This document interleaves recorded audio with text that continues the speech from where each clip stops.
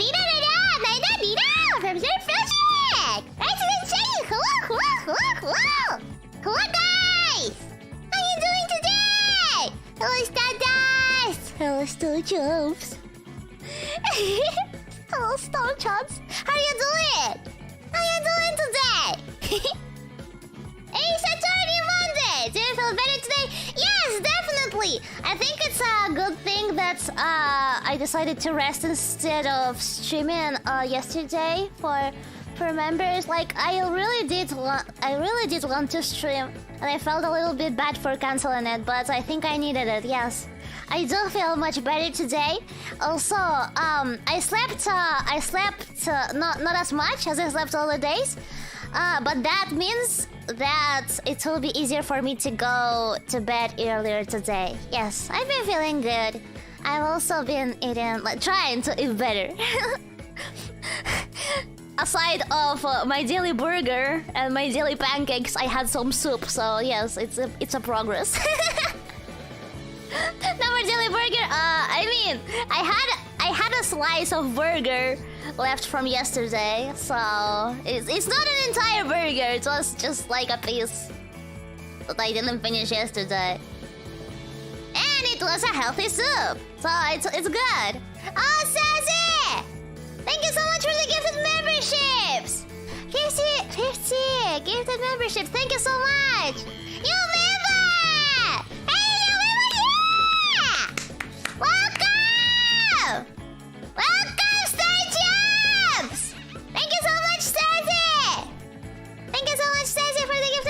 memberships. Thank you, thank you, thank you. Hello, welcome, welcome. Welcome. It's cool. I posted the schedule today, and we have 2 membership streams. We have 2 membership streams this week. I'm planning this Wednesday. I'm planning to do a watch along. Last week? Yes, last week I talked to you about me wanting to watch Oshinoko, the first episode with you. Yes, we are watching first episode of Oshinoko this Wednesday. Yes. And then I think Friday we're drawing new emote. Yes.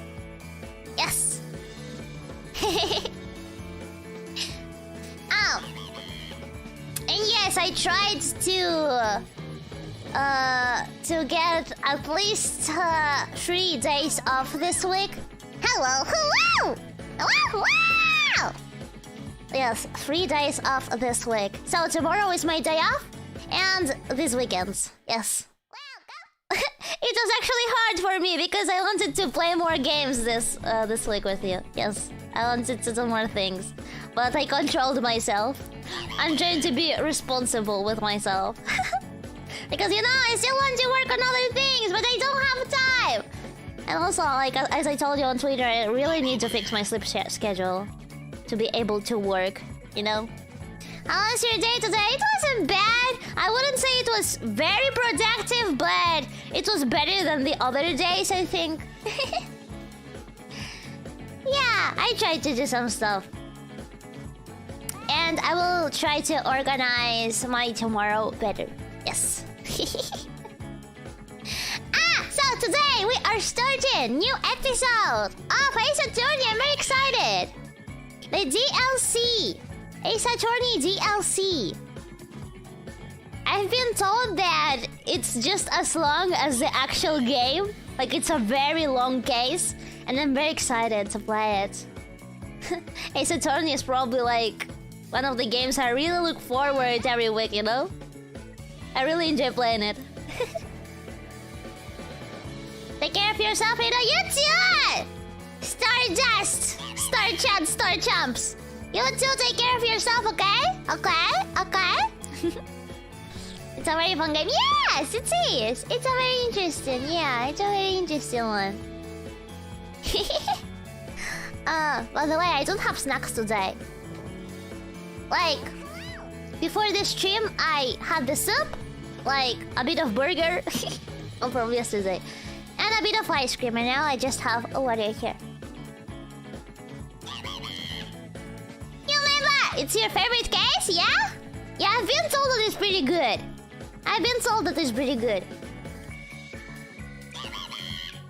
That's why I'm very excited.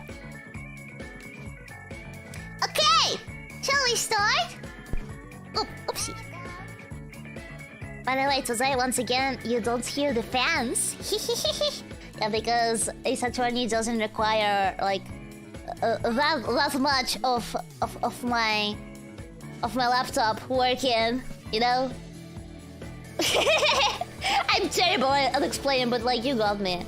The fans don't have to be on turbo today. Okay, let's go! No zoom, yes, no jetpack today. Hello. Yeah.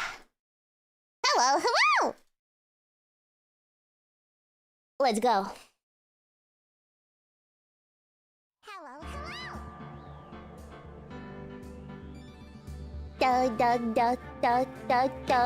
Do. Yes. Sounds okay, not too loud. Sound is fine. Maybe make it just a little bit louder, like this.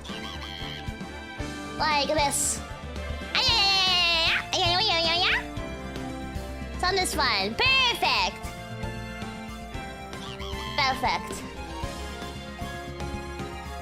Oh, just let me do one little thing. Okay, I moved it to the other screen.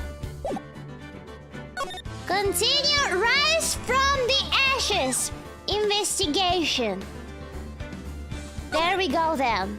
Yes. Ready to start. February 22. 10 a.m. Why do I come here to the office every day? It's not like I want to work. There you are, finally! What? Where have you been? Maya? My sister's trial is tomorrow. What?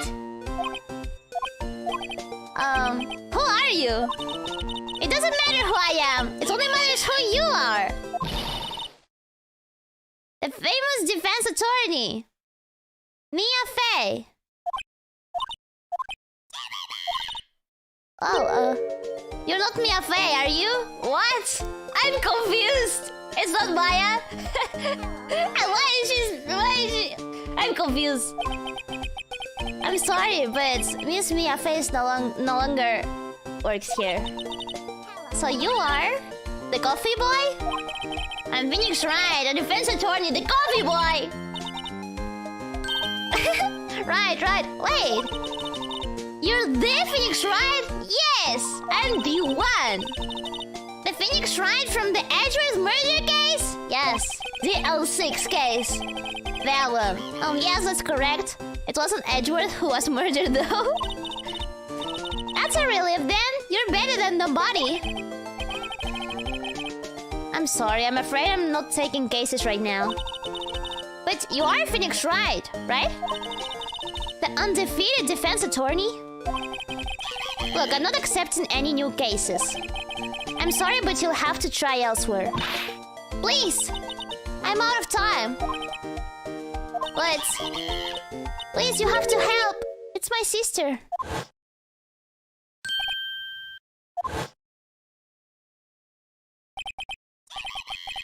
Maya? Could it be...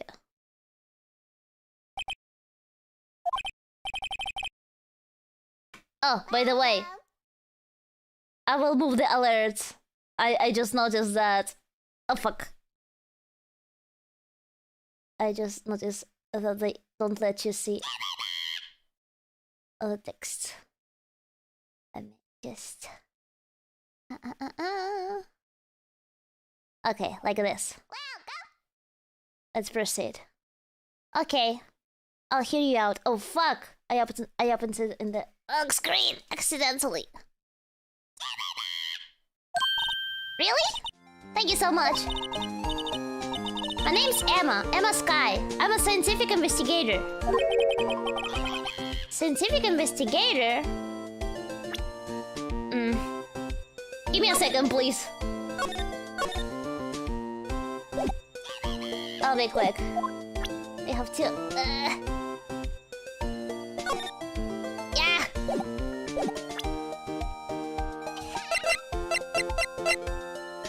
Title screen, yes.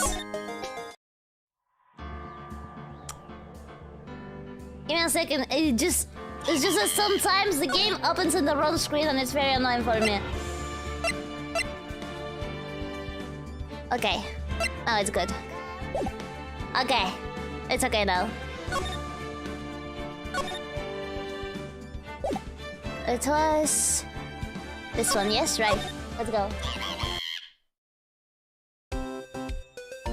Scientific investigator. Emma.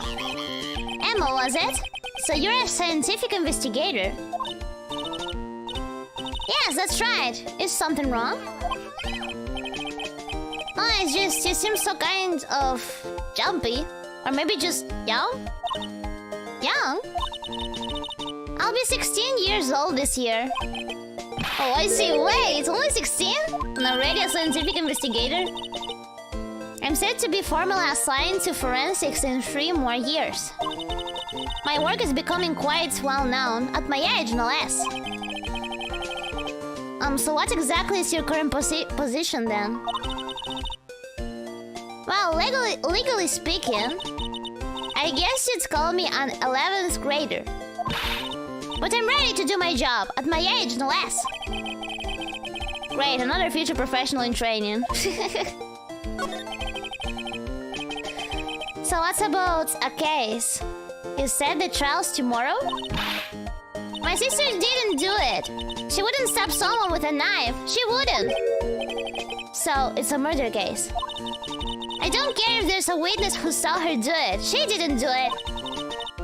I know she didn't do it. It's a scientific fact. And there's a witness. Just talk to her. You have to talk to her. Right. I suppose I will. I promised her I'd bring Mia Faye, but... That's interesting. How would she know Mia? And why does she look so much like Maya? Scientific investigator? So you want to be a scientific investigator when you grow up, then? Excuse me? I'm not a child, I'll have you know. Still, it's good to have a goal, albeit a very unusual one. I believe investigations should be done scientifically. Don't you? Oh, yeah. Sure can fault her for a lack of enthusiasm. She kind of sounds like you. What do you mean with that? If this case is handled scientifically, I'm sure my sister's name will be cleared. Your sister? I've been doing research, you know.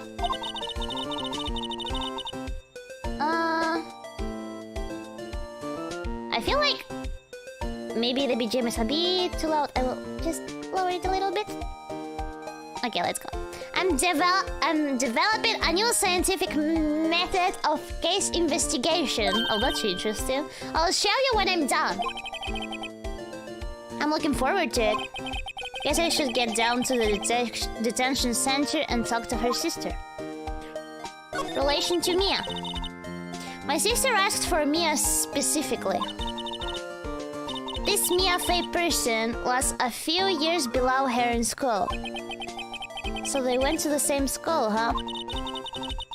She always told me to go to Mia if I ever needed a defense attorney.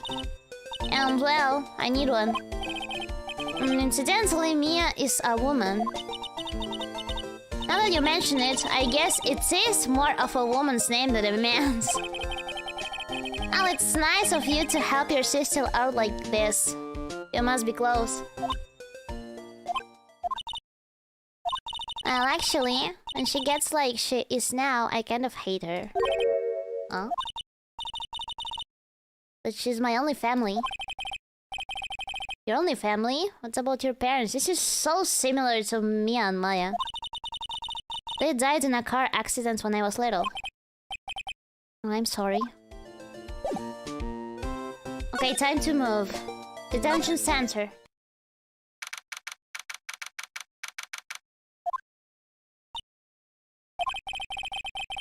I wonder what's wrong with Emma. She got quiet all of a sudden as soon as we arrived.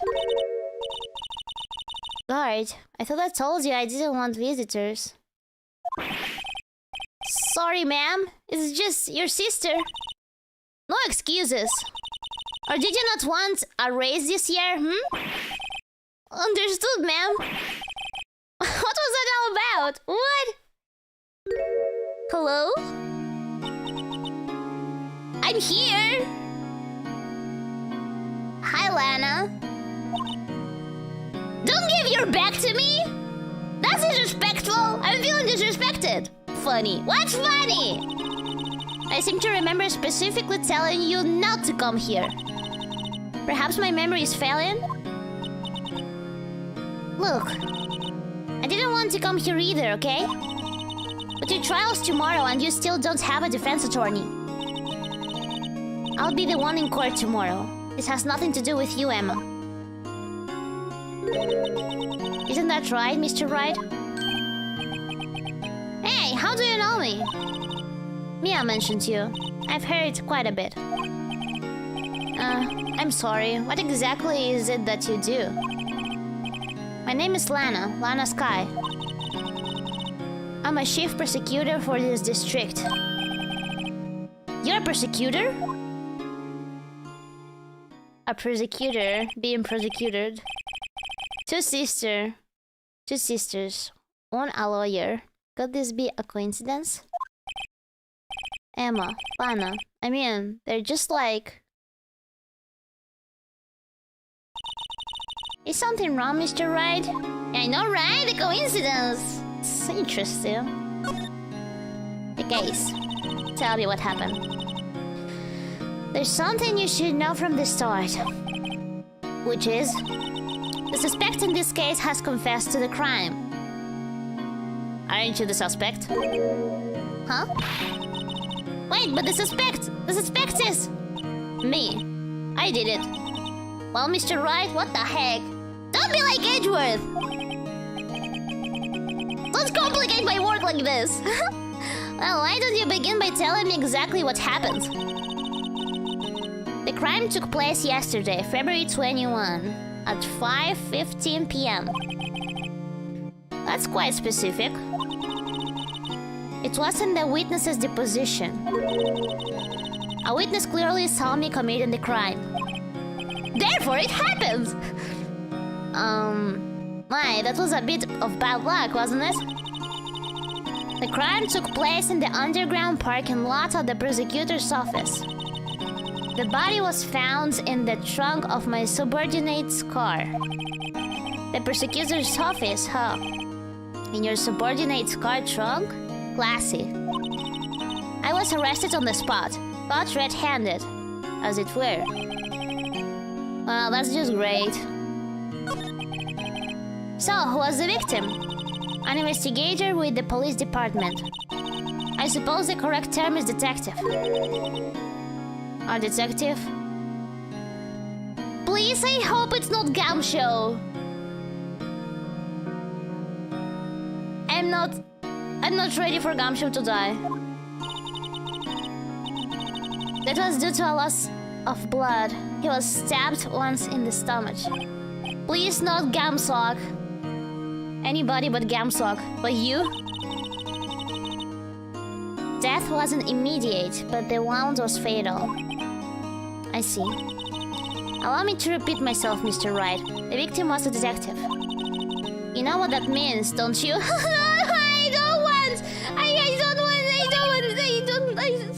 Please don't, no! What, Mr. Wright, what does it mean? It can't be Gamshow! It can't be Gamshow! Well, it means... the police department will consider it a matter of pride to have me found guilty. They will use any means at their disposal to do so.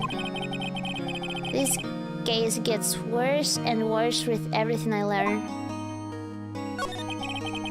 So, you're the chief prosecutor? That is correct.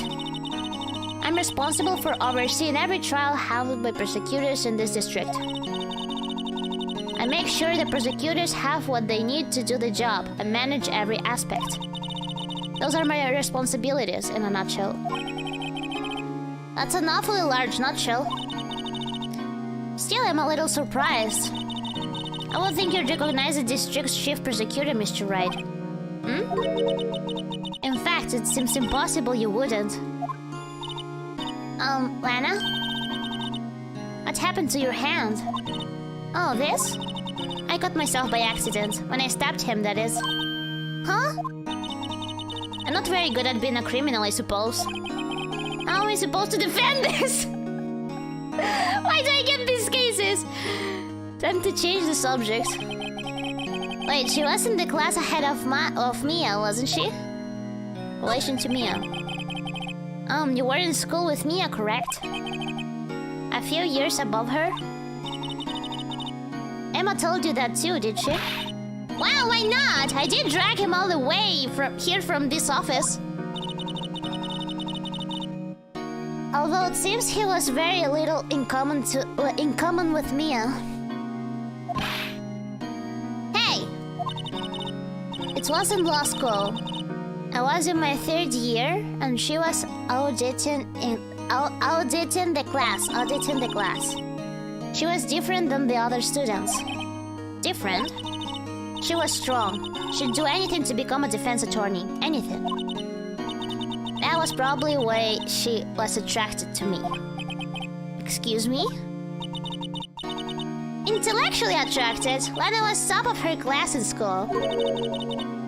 I was the best there was. Oh. I'm doing pretty good in school too, by the way. It sounds a bit different when Emma says it. Well, Mr. Wright? Excuse me? As you can plainly see, I am admitting my guilt.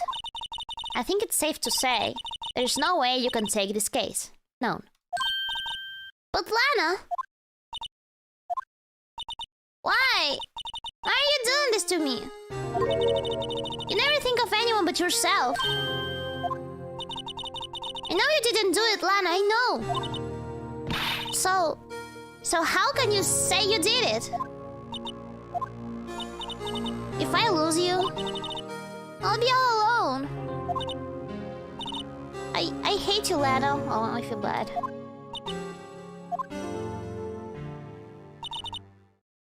Mr. Wright? Yes? I believe our discussion here is ended. The rest, I'll leave to you. You mean you're requesting my services as your defense? Don't lose any sleep over it. Your client has confessed after all. This case is over. Alright, I'll do what I can to get to the bottom of this. Anna has confessed to the crime, yes. But something doesn't fit. It's that look in Emma's eyes. There's something else going on here, and I'm going to find out what. I'm sorry, Mr. Wright. Huh? About what? I have crazy predictions now. Like, I'm imagining that Emma was the one who killed a person, but now, like, Lana is saying that she did it because she wants to protect her sister or something. Like, I'm having crazy theories already. About what? My sister, she's not always like that, you know? I just never expected to be defending another persecutor again. Again! She's changed a lot. She used to be so gentle, always smiling. Everybody liked her. I see. Sorry, but I'm having trouble imagining that. What happened to her? I don't know for certain myself. I think maybe she... well, maybe not. Sounds like there's something there that defies a simple scientific explanation. Let's go check out this underground parking at the prosecutor's office, shall we? Okay. Let's go. Underground parking lot.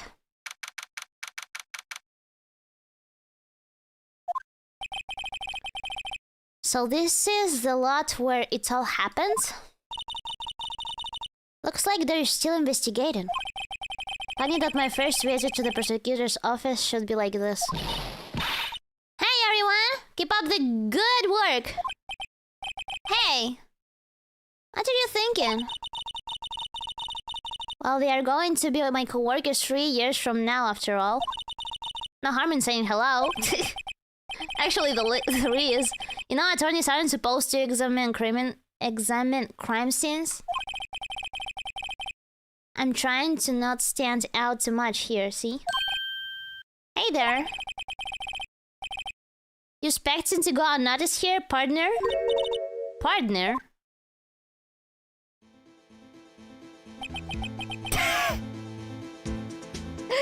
Is this a detective?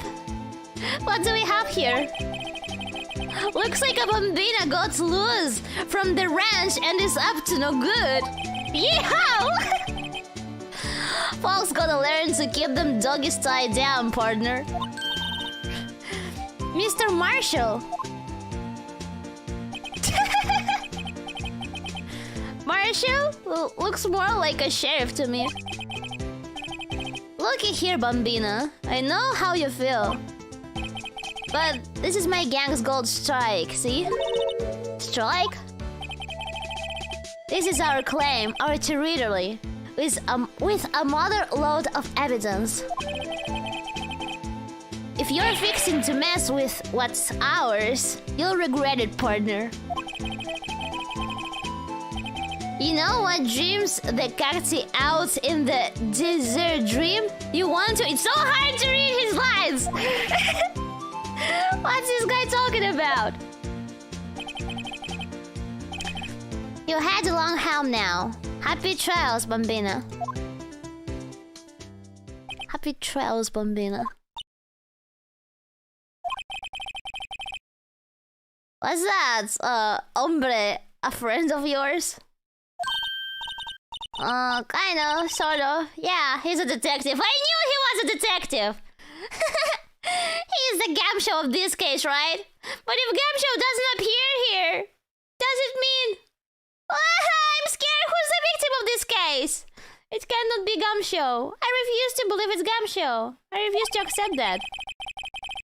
Who thinks he's a sheriff from the Wild West, it seems? Okay.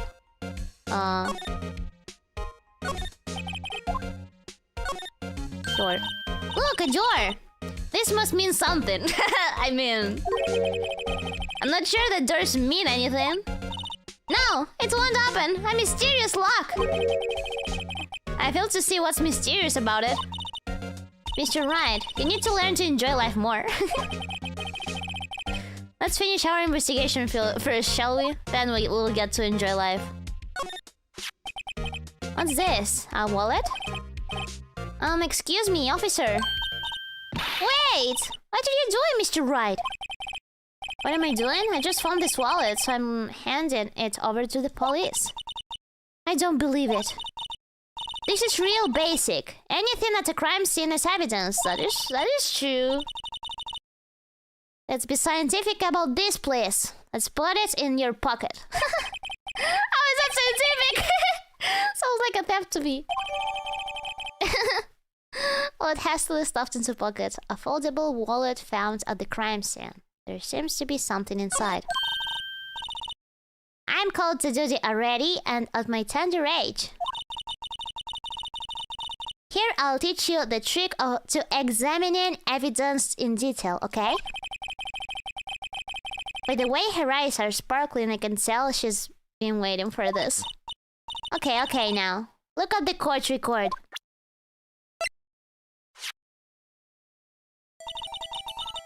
Ah! You have to be sure to examine evidence carefully on all slides. Oh, it wasn't like this in the previous cases. This is a new mechanic.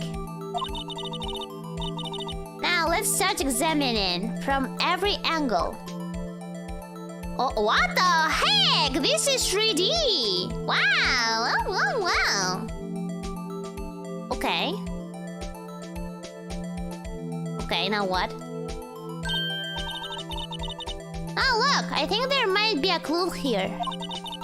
You should check it out. With a press of enter. I see. Okay.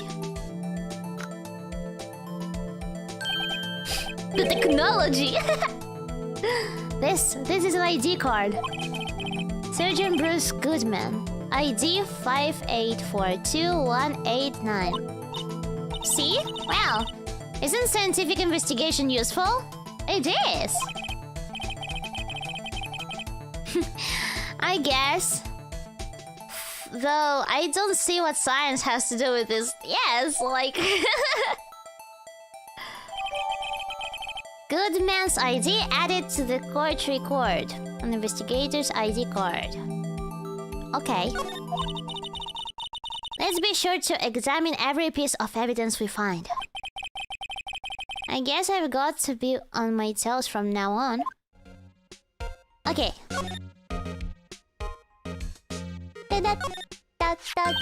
Not Gumshoe! Yeah, I was thinking that maybe it's the victim, yeah. It could be the victim, I don't know. Hopefully it's not Gumshoe. Here, I found. Let's see if it works. Hey, don't touch stuff we don't need to be touching. I can't hear anything. My ears! Oh, my ears! Maybe it's due to the barometric pressure. What is she babbling about? Hey, what did you just say? See, you can hear just fine. The phone's broken.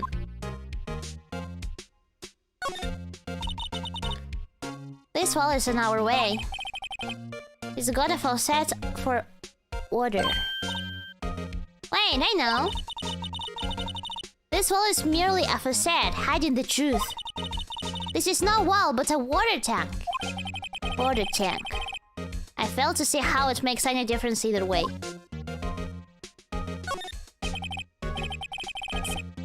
An oil drum. Looks like it's filled with water. It's heavy. I can't even budge it. The drum over here is on its side. Wait, I know. I'll hide it in here and do a stakeout. I think you'll probably just get arrested.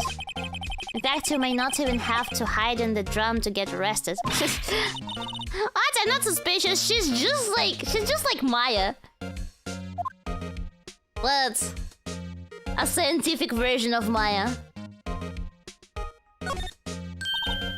Aha! A ladder. That's a step ladder. What's the difference? In scientific terms, please. Scientific, huh? Look at the basic nature of things, Mr. Wright. This all seems so horribly familiar somehow. Okay, anything else I can check? This is where the cars leave the lot. The arrow on the ground makes it look more like an entrance. What are you talking about? It's plainly an exit.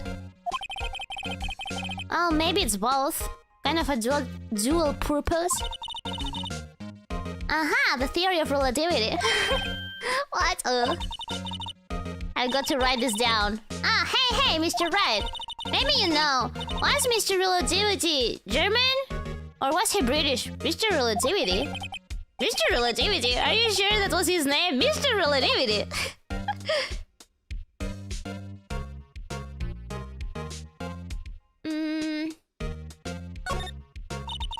Look! A stylish glass-walled room. Very nice. You could see the whole parking lot from in there. It says security. Perhaps it's a cafe? What is that logic? Cafe security. Yeah, that must be it. Let's check it out later. What the fuck? I hate to break it to you, but I think that's probably just a security guard office. You know, I scored a 97 on my science test the other day. Okay, but... Too bad I don't have a test for common sense.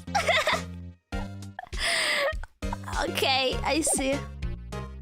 I see how it is. Anything else? Anything else I can check here? I don't think so. Move.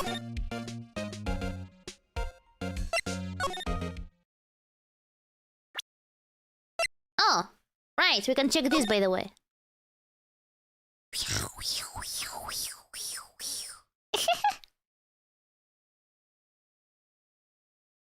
How to do this? Zoom in, zoom out. The letters are a little bit blurry. I cannot really check it.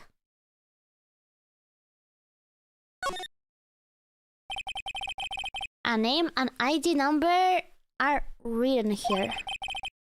Sergeant Bruce Goodman, 5842189. I wonder why they only use numbers for IDs. What else would they use? Letters, silly. They're the reason they have a written language in the first place. True. Sergeant Bruce Goodman. ID? Yabadab. See, wouldn't that be better? Yabadab. Well, it does have a certain ring to it. Exactly my point. It doesn't take much to amuse her. Yeah, there's nothing else I can check about this.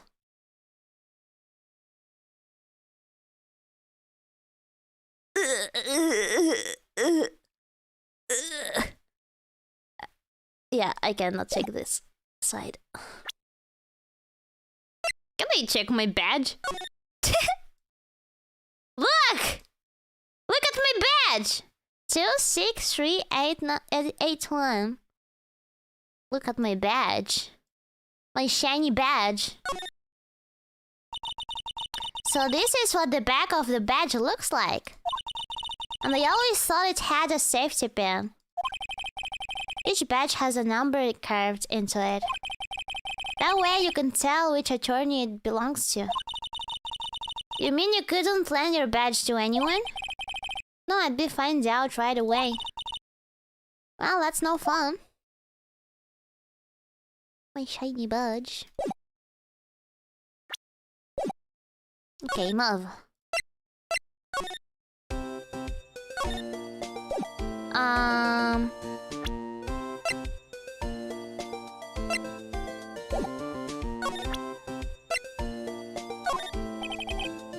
Here, see this? I've noticed that defense attorneys have a tendency to want to show people things. This is a behavioral study of lawyers. See this? It's my attorney's badge. See this? See this? So proud of it. Oh well, I've never seen a real one before. You're the first one who's actually been interested in mine, believe me. Its composition is mostly silver. The gold plating is flaking a bit. By the way, I froze for some reason. Okay, I'm frozen. She analyzed it scientifically. It doesn't appear to be any corrosion due to sulfides. I'd give you $50 for it. I won't sell you this for $50. Sorry, but it's not for sale yet.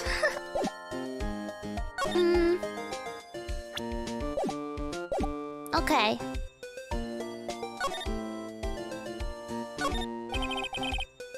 Mia's plan, Charlie. I've been taking care of him in Maya's absence. Mia's desk. I sit here even less now that I stopped taking cases. I ought to at least dust it off once in a while.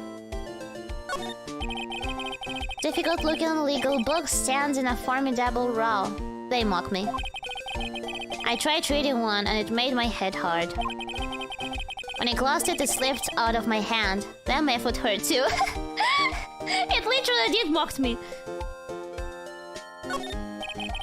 It did mock me. Looks like it's cleaning day again at the hotel across the way. I hear they're planning a second branch outside the city.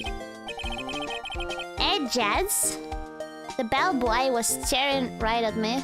Right now? There's a poster of the Steel Samurai on the wall. Maya stuck it up here on the day that she left. I didn't have the heart to take it down. Cute. I do sometimes get strange looks from the clients, though.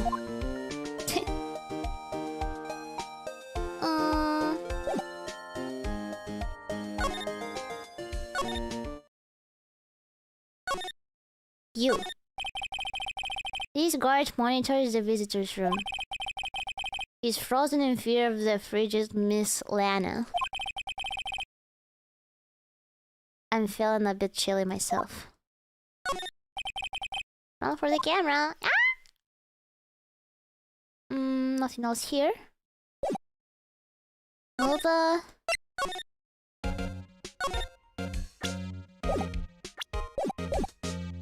What did I skip here? I had to skip something here.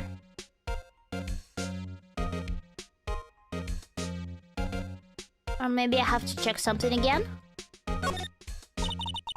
This wall is in our way. Yes. We talked about this. Ah, cute to slide! Okay, thank you! I forgot, yes. I can slide. Thank you. No time to waste. Let's get hunting for clues. I wonder what this is. Well, partner, looks like you got no intention of going home quietly.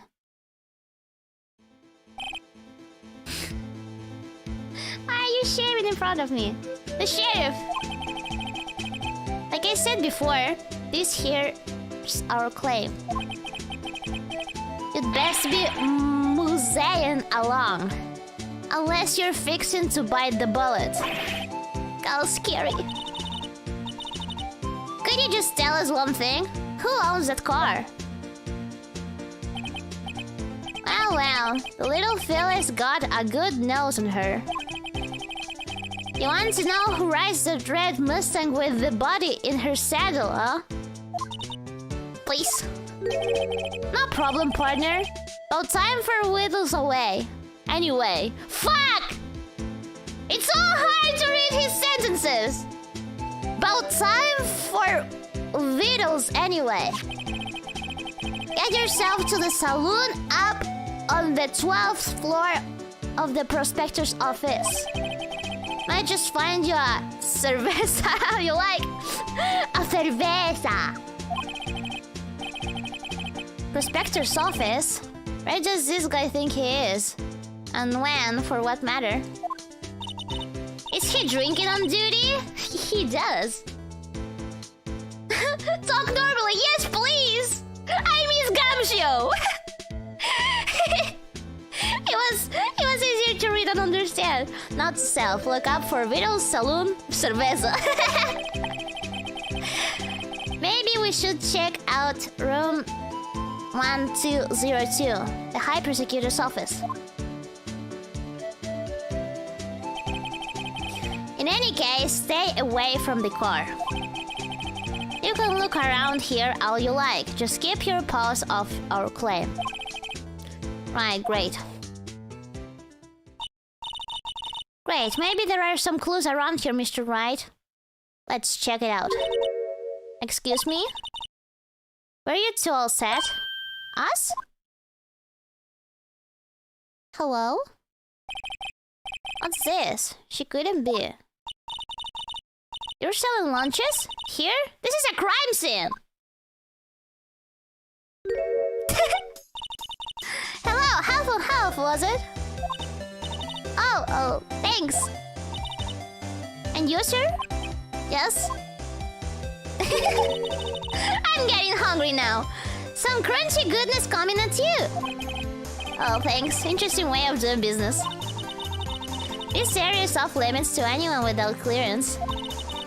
Especially passers-by. Or are you officers? Oh no, but you don't exactly look like the type to have clearance. Well, that's hardly a way to greet someone. Even if my days as a caught-up queen are over. Caught up? Huh? You know, I'm feeling kind of full. Maybe I'll pass on lunch. I'm quite connected to this case, you see. The images are burned into my eyes, you might say. Yes, all the sordid secrets. Secrets? Cough up is how... Cough up, cough up. Cough up, okay. What does cough up mean? Dear me, you're a slow one, aren't you? I'm referring to the murder. The stabbing of that detective. What? A witness clearly saw me committing the crime. You mean you're the witness my sister was talking about? Please, cough up Queen. Tell us what happened. The name is Angel Star. Don't you go forgetting it. Or before you know it, I'll have you whimpering at my heels. Yes, ma'am. If she means it. Somehow I knew. Yesterday was a day of destiny. I knew something was going to happen. Just like I know that the daily special on Friday every week is salmon. Destiny? Was yesterday special for some reason? You're a defense attorney, right? You should know then. You should know the full misdeeds of the evil ones who haunt this den of inequity. Evil ones? Persecutors. They have no qualm at all about blackening the name of innocence. And yesterday they paid homage to the most evil one of all. They gave an award for King of Persecutors. What a farce. So she's saying there was some sort of Persecutors convention yesterday. Persecutors convention. I was almost compelled to lace their lunches with something foul. Do you have a personal grievance against Persecutors or something? Or is there some kind of scientific evidence of this, evil? Young miss, knock me at your own risk. You'll soon find out why they call me the Cough-Up Queen. Ew. The most heinous of all the evil ones. The one they awarded yesterday. It was in his car that they found the body. Prove that he devours the evilest lunches of all. Really? Really what? I'm totally confused. I'm a bit confused as well. One thing's clear. This lunch lady has a thing against Persecutors. What you witness? What did you witness? So what exactly was it that you witnessed, Miss Star? It was a fascinating spectacle, to be sure. I now feel I know what they say when they talk about a woman's wrath. To see Lana Sky wield that knife so... Her knife flashed in anger, bringing him to a sad end. It is truly a sight to see. You mean you saw the very moment of the crime? The sound of his silvery ties to this world being cruelly cut still rings in my ears. And the rhythmic beats of Lana Sky's knife. Wait a second, you know Lana Sky? Of course. It's quite a feat, becoming Chief Persecutor. How many lunchboxes of sin did she pack to make that journey, I wonder? She always travels light. Now why would this pretty lunch lady know the Chief Persecutor's name? This is so suspicious. Angel. Could we ask you a bit about yourself, Miss Star? I come here every day to sell lunches. I import only the freshest and best from the Far East. For some reason, the boxed lunches are a hit here. Why not make the lunches here rather than import them? Did you say something? Oh! There should be a scientific... a scientific reason to this, Emma. A scientific explanation. Only true connoisseurs can understand. The kind you can only tell someone who has tried General Tso's Trilobite lunch set. Ah, never mind, you win. I don't even want to appreciate part of a Trilobite's flavor. Anyway, I come here every day to sell lunches. My boyfriend works in the security room here at the Persecutor's office. Your boyfriend? See the security room over there? Over there? The glass-walled booth? I sell my lunches, and since I'm here anyway, I'll drop in to see him. Since you're here anyway, I guess selling lunches is more important than romance. So, to scientifically analyze the data available so far, you, Miss Star, are a lunch vendor with an ulterior motive for coming here. Useful analysis, not. I mean, she's right. Did you have a bad experience with the Persecutor, Miss Star? I sense some hostility. Hostility? Huh, perhaps. Persecutors are all alike. And the bigger they get, the worse they smell. Kind of like 10-day-old clams in the chowder. I wonder if Miss Star was involved in some part of legal trouble in the past. Could be. That'd be a sure cause food poisoning. Scientifically speaking, of course. Scientifically speaking, of course. Yeah, that's very likely. I mean, now you're talking. Cough up, Queen. I thought she was just a lunch vendor, but now I'm not so sure. She's quite sus. Look what I have here. About this card. Lunchland vendors only accept cash, no cards. Especially not a card belonging to someone else. And not ID cards. No, this isn't a credit card. It's an ID card. It belongs to a detective. And you're showing this to me, a lunch lady? Why? Because I have nothing else to do. Shut up. It's like showing a fine honeyed ham to a detective. And I always feel like I'm being mocked. By the way, I'm an attorney. A defense attorney must be able to fight. How about you? Do you think you can win? How about tackling Lunchland's Pickle Supreme Lunchbox? Wow, it's really crunchy. A box of pickles? Kind of a sad lunch, if you ask me. But it had rice. Pickles with rice. Okay. High Prosecutor's Office.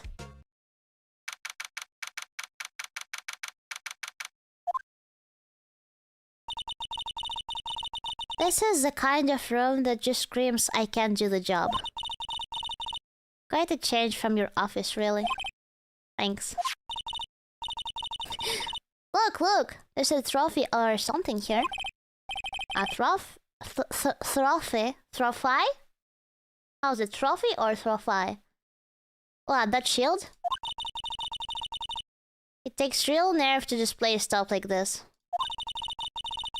Whoever's office this is, they must be a real stuck-up jerk. Phoenix right. Trophy! Okay, trophy. You never try of prying into other people's business, do you? That voice. Our husband! Long time no see, Edgeworth. Huh? Ah! Mr. Edgeworth! You know him from somewhere? Of course! I'm his biggest fan! My sister introduced us once and... Right. Her sister is chief prosecutor after all. Well, what brings you here? I'll warn you, I've been known to be a real stuck-up jerk. No! Did I? No! It was just Mr. Right here. Hey, don't blame me! What the heck? We're just here to investigate a murder case. Murder? A body was found in this nasty bright red sports car in the parking lot. Hmm? That would be my car. What of it? Emma, you should think of it before speaking. What? Your car? Oopsie doopsie. I'll say one thing, she certainly can scream. Edgeworth! So, the body was found in your car? Go ahead, say it right. You think I did it, don't you? I don't think you did it. After you went through all the trouble to help me last year, no less. No, I don't think you did it. I mean, it was my sister who stopped him. Oh, wait, no, she didn't do that. I mean, Emma. You're making everything worse, scientifically. Wait. So you're the chief prosecutor's little sister, then? Yes, sir. Emma Sky. It's nice to meet you again. Now that didn't sound forced at all. Now I remember. You've really grown. I'll admit it was a surprise for me too. To think that my own car would become the scene of a murder. Edgeworth attracts these crimes. He attracts these cases. More surprising still, I'm being forced to prove my superior's guilt. can understand. Oh, wait. What did you say? Yeah. Anna Sky is the chief prosecutor. The top prosecutor in the district. She can't prosecute herself, so I'll be the prosecutor at the trial tomorrow. You? Mr. Edgeworth. To be honest, it's a bit of a miracle I'm still here at all. What do you mean? Rumors. You've heard the rumors about me, haven't you? Miles Edgeworth. It's hard to remember a time when there weren't rumors about this guy. Forging evidence, arranging false testimony, illegal searches, you name it. Thanks to you, my innocence was established in the trial at the end of last year. However, there are some who say I'm the one responsible for the current incident. What? That's crazy! Some people need very little excuse to think ill of others. It's a fact of life. Impossible to stop. But some of them even go so far as to present me with toys like this. They think it's funny. Toys? That bronze shield? There's got to be a story behind that one.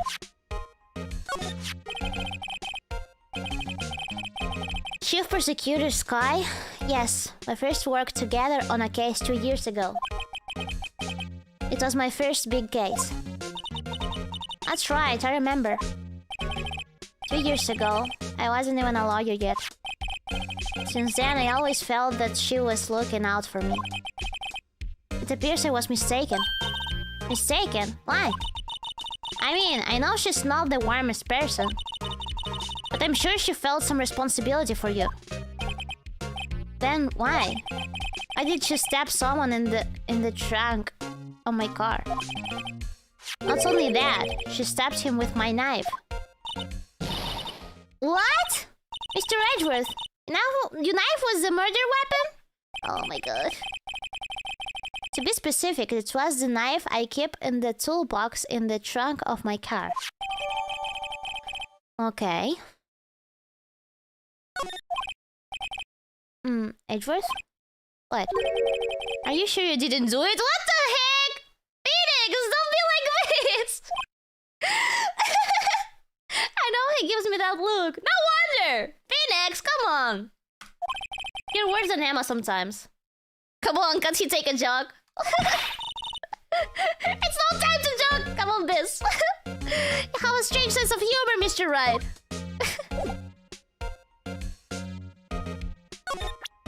Edgeworth, did you know I'm an attorney? I once dreamed of being a defense attorney a long time ago. What? You wanted to be a defense attorney, Mr. Edgeworth? Yes, my path is laid out clearly before me. I have no time to reflect on what might have been.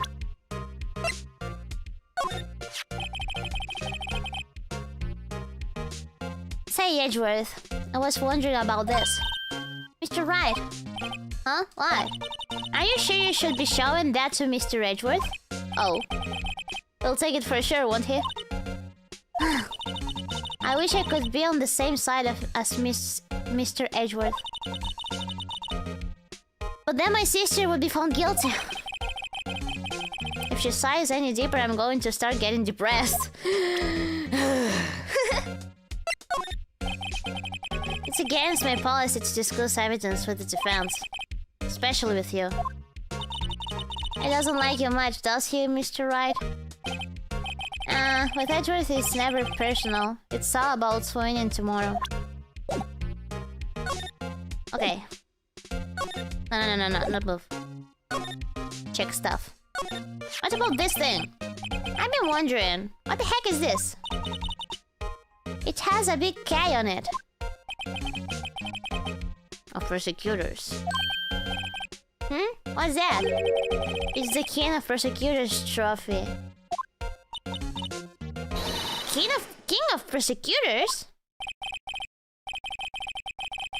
It's a great honor. They send that shield to the best prosecutor each year. what? So that's K. That's K stands for Ken. Yeah, you got a problem with that? I didn't decide the thing. He's embarrassed about that. It's okay, King Edgeworth. King of prosecutors. King of like employee of the month, only better. Came into Edgeworth, King of prosecutors, on the day of the murder. Okay. I can check it again. So that's the King of Persecutors shield, huh? Well done, Edgeworth. You must be proud to be the King of Persecutors. Congratulations, King of Persecutors. Please stop saying that. That still doesn't explain one thing. Why is the tip of this shield broken off?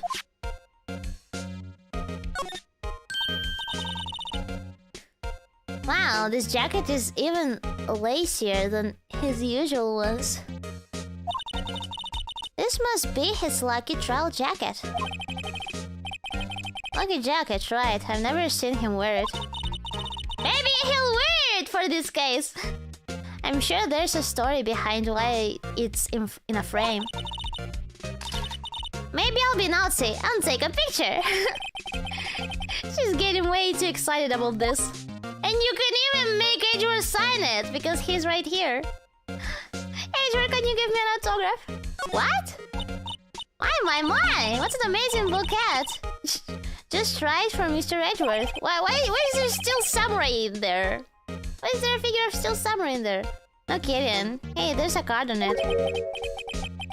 Back from the dead. Andy. Andy? I've heard that name somewhere before. And beside it, a giant steel samurai. Wow, I want one. Huh? There's something written on the bottom of his foot. Between a rock and a hard place. Andy.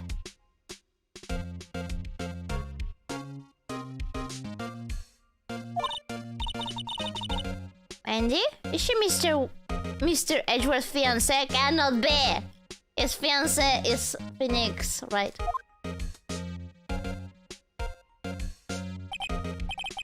I don't think so. Wait. Wendy Oldbag? What was her name? He's married to Justice. Her name was Wendy. The old bag. Oh yeah. I only remembered her last name. Oh cute, what a pretty tea set. I go more for the instant tea bags myself. Amazing, the jar below it is filled with packets of tea leaves. They are all sorted by place of origin and flavor. Look at this royal blend! What an exquisitely splendid concoction. There's such a thing as taking a hobby too far.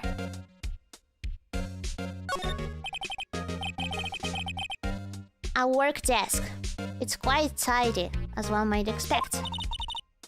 What a nice desk! Easy to use and easy on the eyes. Unlike my desk. You know, I've been thinking about making a to-do list for tomorrow, only to be productive, and one of the things I really have to do is to clean up my room. Is it time for my first Twitter space? Because I have to do that. I have to clean my fucking room. Ugh, it's a mess. It's polished so well I can see my own reflection. Gumshoe! Strange, why did I just picture Detective Gumshoe? Maybe I'll take that name plaque as a souvenir. Don't. I'll sue you. Chess? Hey, chessboard! I'm not too up on my chess, but it looks like blue's in a bit of a tight spot. The red knights have surrounded the blue pawn. Huh? Those horses are mounted knights. Their swords have really sharp edges. And check out the poor pawn. His head is kind of spiky. Kind of reminds me of you. Mr. Edgeworth must be an avid chess player. What's wrong, Mr. Wright? What is this? Edgeworth! Edgeworth, what's this supposed to mean? Surrounding a pile with spiky hair. Nah, it's nothing. Just a coincidence. Wow, these are all case files? They're stacked up to the ceiling. There's even a ladder. Odd. I thought the Edgeworth wasn't good with highs. They must have someone get them for him. Why? Why Gumshoe? You must study this case report so closely. He's so cool. You wouldn't say that if you saw him sweating bullets up on that ladder. Up on that ladder. Really? Does Gumshoe get the books for Edgeworth? Mr. Edgeworth has such a comfy sofa. Sofas like this make me want to curl up and take a nap. I bet he bursts over his case files here until the wee hours of the morning. Until the wee hours of the morning. What are the wee hours of the morning? Then he takes off his jacket, rolls up his sleeves, and goes to sleep using his arms as a pillow. Early. Oh, I see. I don't believe it. She's actually daydreaming about Edgeworth working. I bet in the morning he has sofa hair and little creases in his cheek from the seams. He's so cool. What the heck? Sofa hair is cool. Anything else I can check? The window. Wow, that's a view. It must be nice to have an office on the 12th floor. I guess you would feel important. Incidentally, where are you to jump out this window? The time until impact with the ground would be... Got it. Approximately 3.23 seconds. Scientifically. Mathematically. That's handy to know. I hope that won't be a clue. Okay. Nothing else here, I think.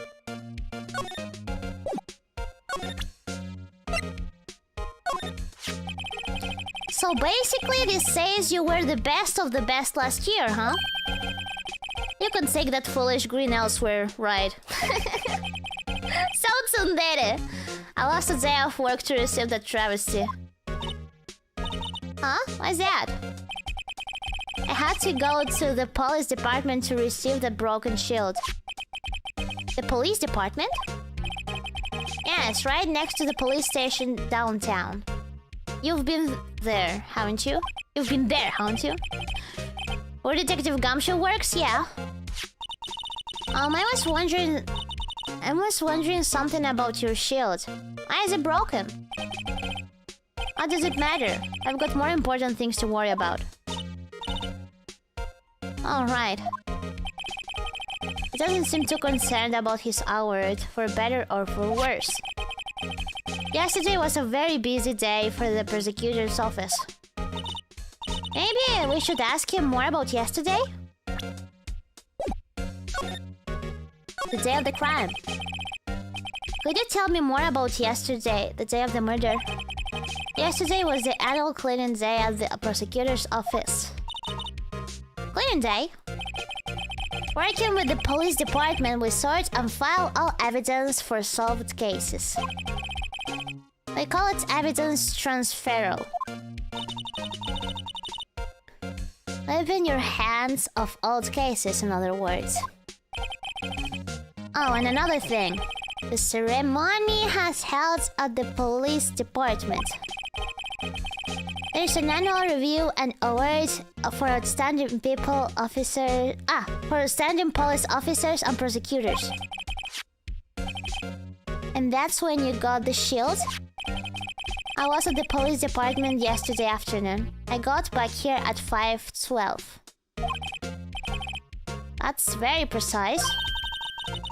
People like myself and Mr. Edgeworth pride ourselves on our position, Mr. Wright.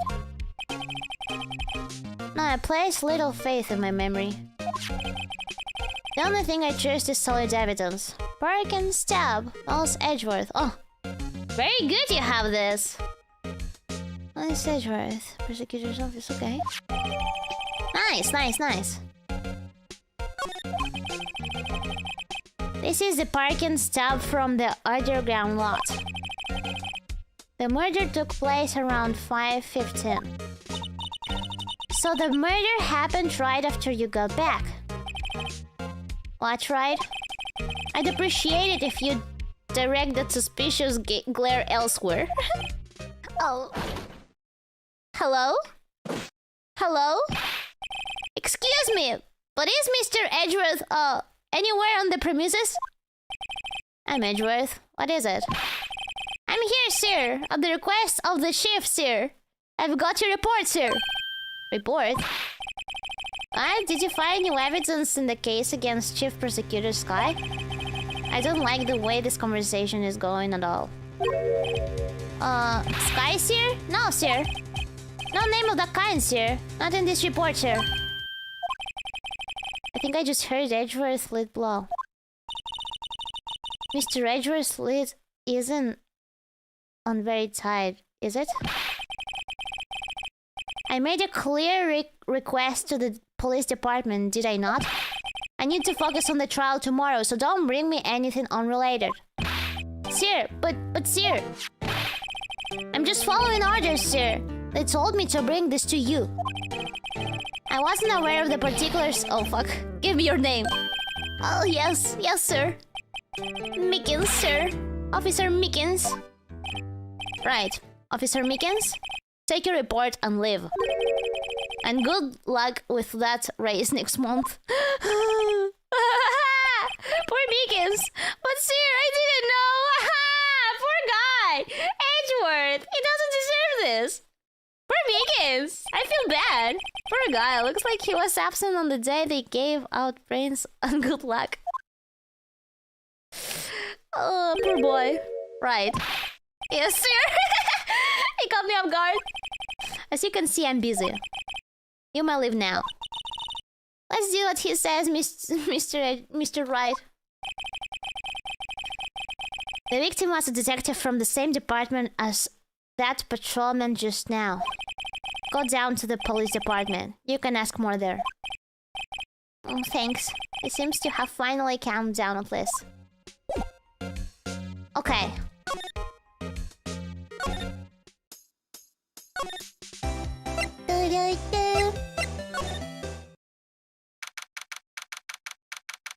Okay, guys, I think I will pause the game here, and I will take a 5 minutes break.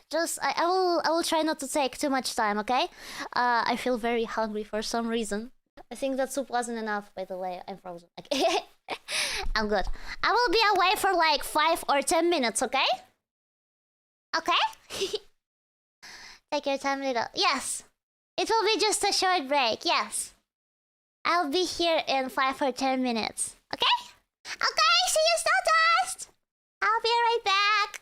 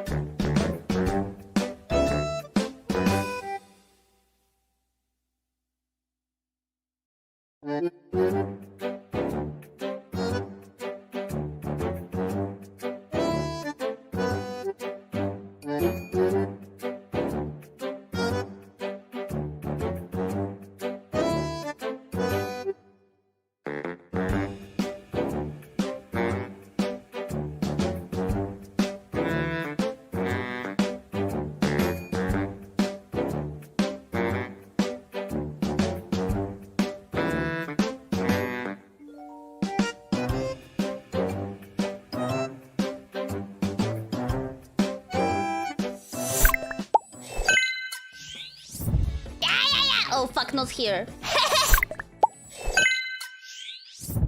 Riro! Your Riro is back and Riro running. Hello, it's been 15 minutes. Well, I told you 5 or 10 minutes, and if you sum those numbers, it's 15. Yeah, as I told you, I had chicken with salad, and now I brought pancake with syrup. What is that steer manager? I told you I haven't been eating well. Eating well is important. You should be concerned about me. You should. He texted me like, "Where did you go?" Eating well is important. I need my energies. I need my energies. Huh. I thought you'd understand. So mad! What the heck? What the heck? I've only been out for 15 minutes. And here I have pancake and tea. Oh, yum!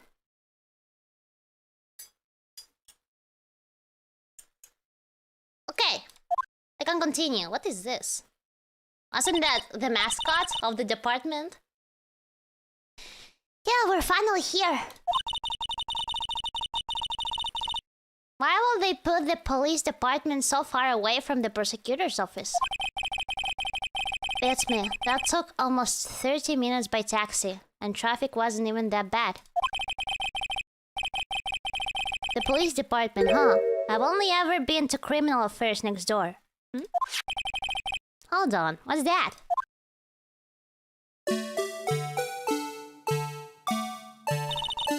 Disturbing. I didn't undulate like that. Oh wait, I know. This is the Blue Badger. They're trying to make him the police mascot. Wow, Mr. Wright, you sure know a lot about the police. Still, he does seem familiar somehow. Forget the Blue Badger. Who's that next to him? Someone appears to be dancing with the Blue Badger. He notices me. He sure is running. He sure is running over here fast. Ah, Gumshoe! Gumshoe! I am so happy to see you. You have no idea. I'm so happy you're alive. Our Gumshoe. He's alive. Gumshoe. I'm so happy to see you. Hey, Paul. What are you doing here? That's my line, Detective Gumshoe. Specifically, why were you dancing over there? Was it Gumshoe dancing with the mascot? What? Oh, well, at least he doesn't seem to be busy. This is our chance to get information. Hey, how you know I'm a very busy man, Paul? Okay. Busy practicing his dance moves. Gumshoe! I'll give you one word of advice, Paul. You'd better not agree to defend the suspect in this case. Why not? Huh? Well, it shows that the chief prosecutor has confessed to the crime. I mean, Edgeworth did too. You don't remember that case? Come, Joe, don't be silly. She says she summoned the detective to the prosecutor's office and she killed him. What if she's not telling the truth? My cable is going a bit crazy. Okay. Well, no, come on, Paul. There's plenty of evidence against her. But what if the evidence was faked? Hey, Paul. Can I speak to you for a second? The sister is in denial. Huh? Me? Why is this little girl so peeved at me? She's a relative of the suspect. She's Lana Sky's sister. Whoa, the chief prosecutor's little sister? Just please investigate this case carefully, okay? Scientifically! Yes, sir. Oh, by the way, you might want to keep your voices down. You don't want to be overheard using words like faked. Huh? It's a sensitive issue with us these days. So, what are you doing here, Detective Gumshoe? Me? Oh, well, nothing really. They kicked me out of criminal affairs. What? Detective Gumshoe, what did you do this time? What happened? What happened this time? Gumshoe. Then what happened? I know things are busy right now.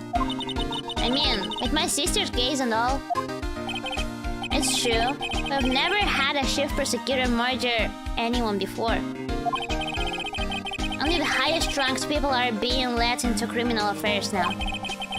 The lowest ranking guy in there is our chief of detectives. They are not letting any of us rank and file detectives in all that.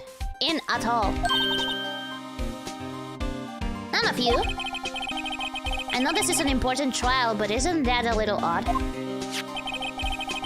So anyway, I thought I'd spend the day getting the Badger dance down pat. Isn't there anything else you could be doing? The chief of police himself is directing this investigation, Paul. An officer marshal was assigned to the underground parking lot. Officer Marshall, I prefer you, Gumshoe! You're my favorite detective here in this game. Now that I think about it, Emma did seem to know that Marshall guy. A patrolman in charge of a crime scene. It's unheard of, Paul. By the way, look at my pretty, beautiful badge. No, not me. You, Gumshoe, look at it. Detective, here's my attorney's badge. You show this to me every time we meet, Paul. Real men show their police badge, no said.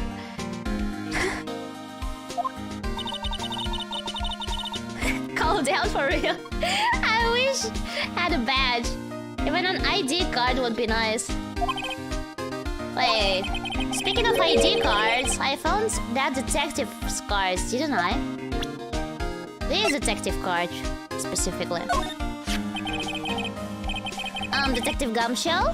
What can you tell me about this? Oh, hey Paul, this is a detective's ID card. You can't just keep that, you have to turn it in to the police. It's people like you that get me into so much trouble all the time. Meaning Detective Gumshoe must drop his card a lot. Gumshoe, but that's your fault! Let's see. Bruce Goodman. Goodman? Sounds familiar. Nah, my mistake. But didn't you work together with him? Wow, now I remember! Bruce Goodman! He's the victim! That's what I thought. You really forgot it? Can you tell us more, Detective Gumshoe? Tell us more. Bruce Goodman. So this ID card belonged to the victim? He was a detective like myself. Detective Bruce Goodman. Don't you think it's strange? I mean, why would the victim's ID card be lying on the ground where we found it? Well, Detective Goodman should have been at the police department yesterday. There was an evidence transferal for a case he handled 2 years ago. Evidence transferal? Mr. Edgeworth mentioned that too. But Detective Goodman was killed at the prosecutor's office. Well, that's the thing. It's hard to say this, but... word is that Chief Prosecutor Sky called him out there, to the parking lot. And Lana's confessing as much. I'm just gonna show you. Look! It's the murder weapon! Found in Mr. Edgeworth's car. Stabbed with Mr. Edgeworth's knife, huh? What will drive Chief Prosecutor Sky to do such thing? Wait, I mean, sure, of course someone else really did it. Someone who must have a grudge against Mr. Edgeworth. The guy in the knife does seem a little too well organized to be a coincidence. Poor Mr. Edgeworth. What could have happened? You have to find out a little more about what's going on with Edgeworth. Ha! And look! Our Edgeworth! Is the king of prosecutors! Hey, that's it! That's the king of prosecutors award that Mr. Edgeworth got yesterday. Were you at the award ceremony, Detective Gumshoe? Look! He is laughing at it. I feel terrible. Gumshoe, you're terrible as well. Of course, Paul. I got an award for diligence myself. Oh, I see. King of diligence? Ah, congratulations. I was wondering, why is the award a shield? And why is it broken? Yeah, actually, it doesn't make sense for it to be a shield. Right? Like, it would be nice if it was a prize for an attorney, but not for a prosecutor. Right? Oh, there's a reason. I'll tell you what it is later. Apparently, he's forgotten. But I was proud of Mr. Edgeworth for winning that award. Even with all the naysayers in the prosecutor's office. Naysayers? Must be because of the rumors.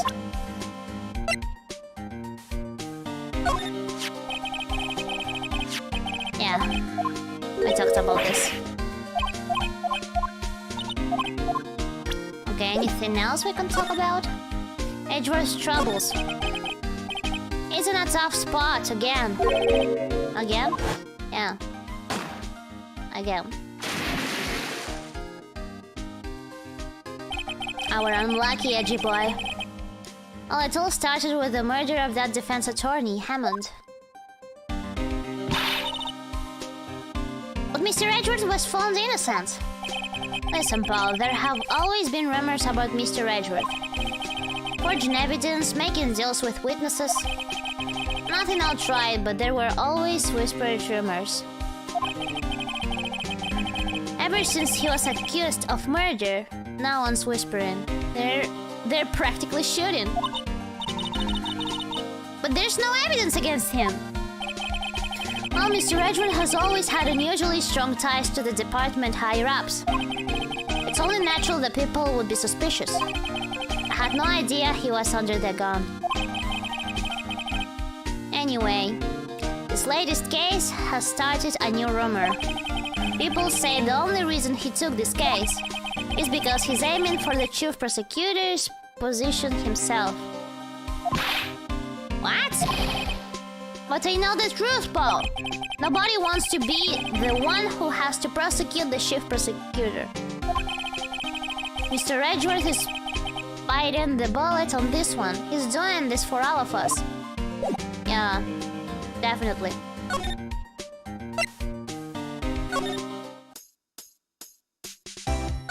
Wait, no, let me move here. Oh, I was wondering about that. Ah, the dancing blue badger? It's my masterpiece. You made it, Gumshoe!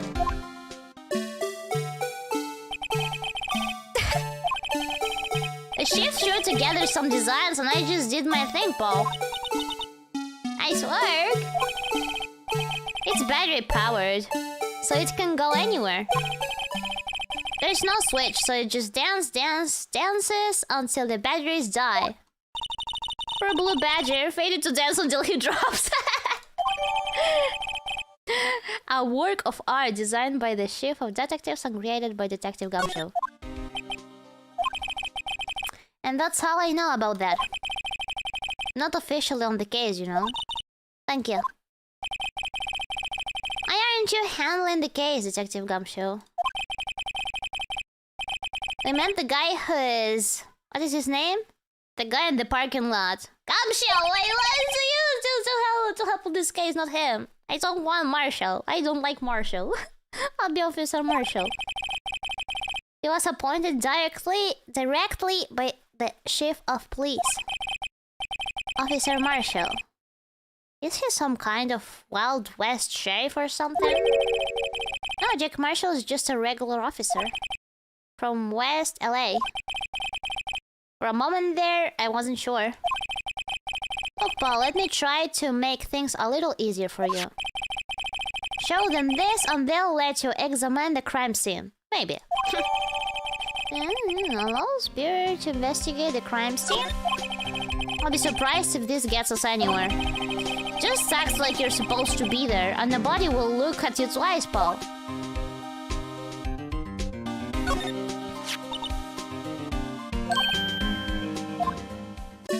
Oh. I thought I would read something new. Okay. The unusual wanted posters are hanging up on the bulletin boards here. Do you know this face? If you do, dial 911. Now, Mr. Wright, I've always thought it was kind of funny. Never seen anyone who looked like the people in these posters. They hardly even look human. She has a point.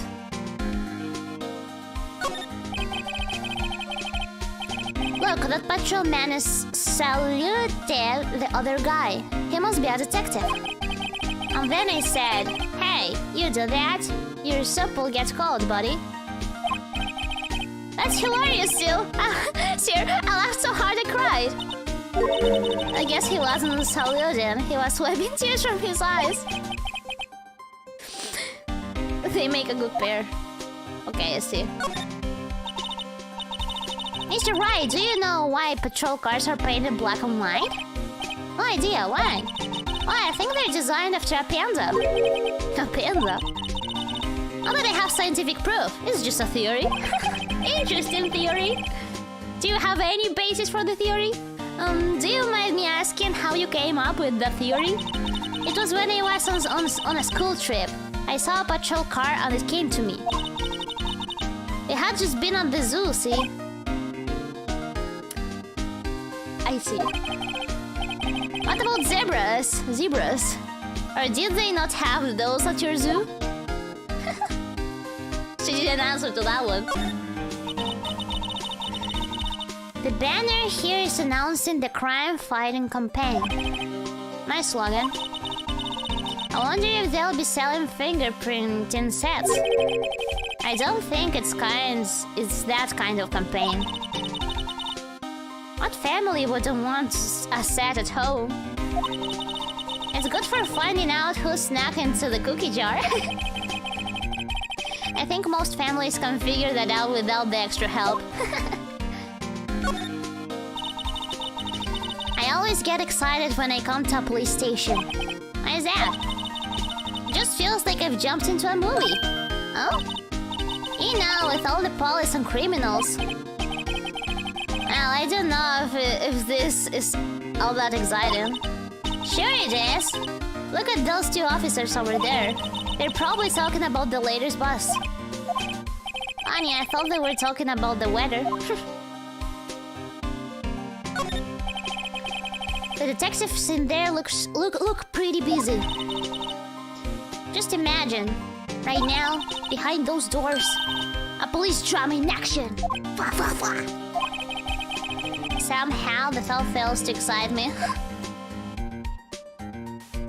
Okay.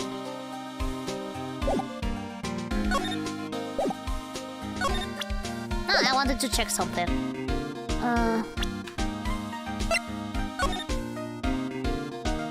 Okay, no. Oh yes, I can check it. Hey, look here. It looks like something's been crossed out. Maybe it was a letter or something to Detective Gumshoe. Let's see. Annual bonus, $20. I think a couple zeros are missing. No, that sounds about right. At least in that detective's case. Maybe I should rethink my career as an investigator. Okay.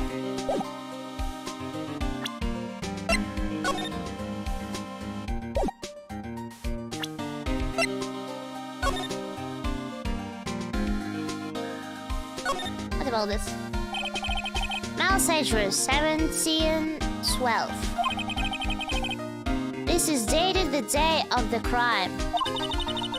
The murder took place 3 minutes after Edgeworth packed his car. If only he was held up a couple extra red lights, he wouldn't have been caught up in this whole affair. Perhaps. It just goes to show you never know what'll happen when you run a yellow light.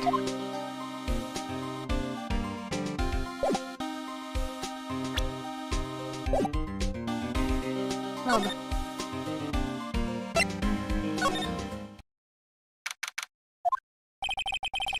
Looks like the investigation is still going. By the way, let me get a bite of my my pancake. I haven't tried this one yet. Give me a second. I haven't had my dessert yet. Give me a second. It's my grandma's pancake! With maple syrup. The best pancakes. I also have tea here.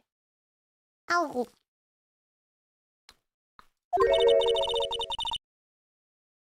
I have to be getting back to the shop.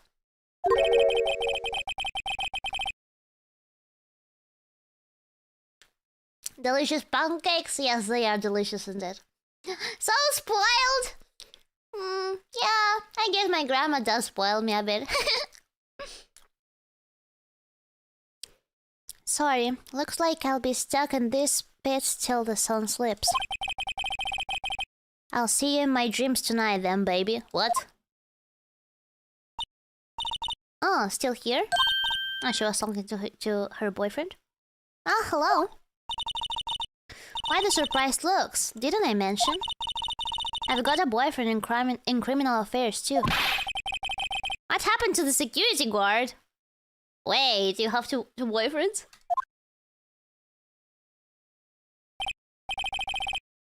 Hey, what's wrong, Bambina? You're looking like a doggy that's lost its herd. Jake Marshall. Strange guy to put in charge of a crime scene. Yeah, a little bit.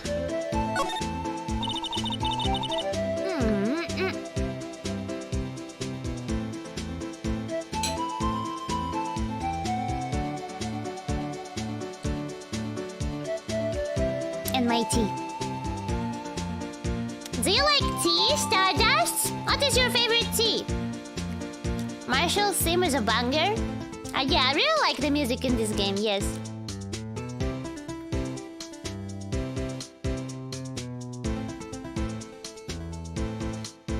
Black tea? You hate tea?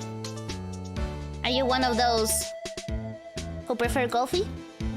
Green black tea? I usually drink Earl Grey tea. Earl Grey tea. I really like that one.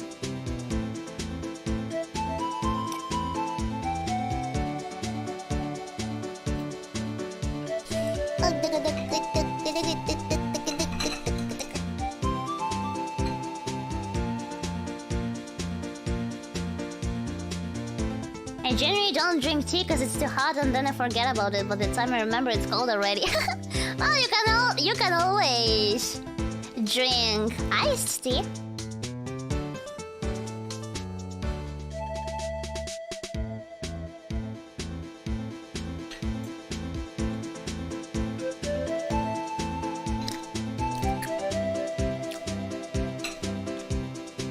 Grandma's pancakes are the best, I swear.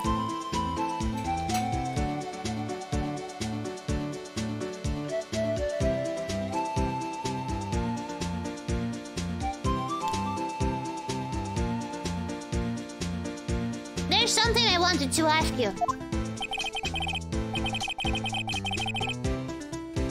The scene of the crime. A call to grave for men who've lost their dreams.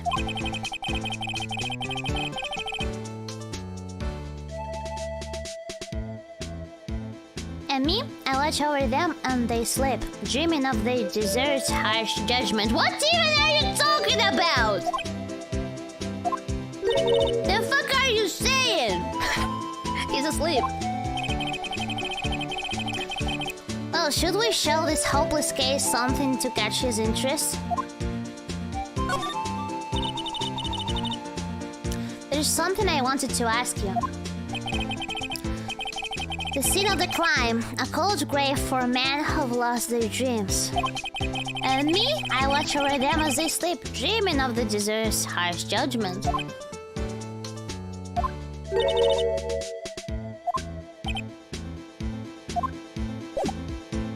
Okay.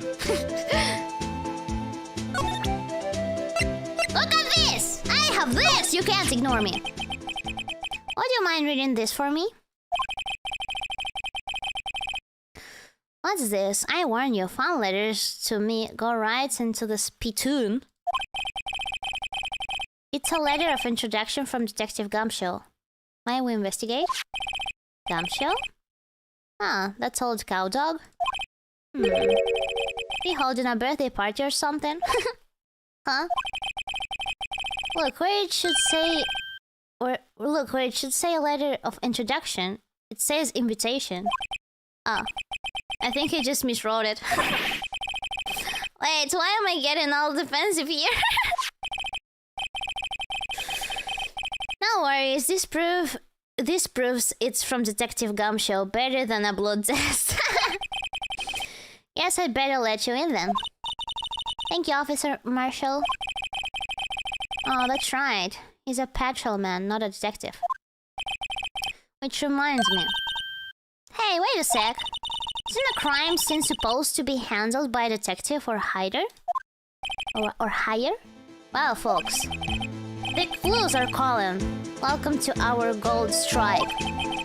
Be like the settler. Strike out for lands unknown. Manifest destiny. Let's have a hootenanny. What the fuck is that? Stop drinking and spitting nonsense. Note to self, police investigations are like settling land. Oh, Mr. Wright, what do you say? I say I won't be needing this anymore. Detective Gumshoe's letter of introduction crumbled and discarded. Okay. So, let me investigate. What about this car? What's this? Looks like a note of some sort. 675122. Look, something is written on it. 12 February? February 12th? Good man. You're right. Let's see. Ah, it was an S? 67S122. There's a name printed on the paper above that. Goodman. Maybe it fell out of his pockets when he was killed. Also, what does it mean, Mr. Wright? How am I supposed to know? Not to self. For detective reasoning, go to Edgeworth, not Wright. I'm sure Edgeworth wouldn't know what this means either. Victim's memo found in the car trunk. Memo. This appears to be the car where the body was found. It looks like the lock on the trunk is busted. The crime took place in the underground parking lot of the prosecutor's office. The body was found in the trunk of my subordinate's car. quite a luxury car. It just screams, I have money to burn.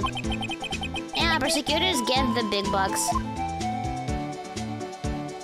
And what about attorneys? A block. A block. This area is reserved for prosecutors. Defense attorneys are relegated to B block.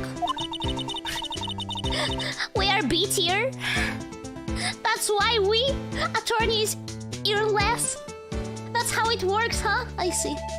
I dream of the day when I will be able to park my car here. I'll go over the B block to buy my hamburgers from you, Mr. Wright. I'm not planning on giving up my job that soon. Literally B tier. B block is through there. That's where visitors park.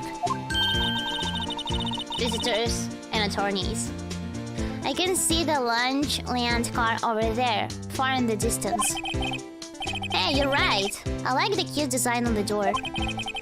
I can see a cartoon cow munching down on a juicy looking steak.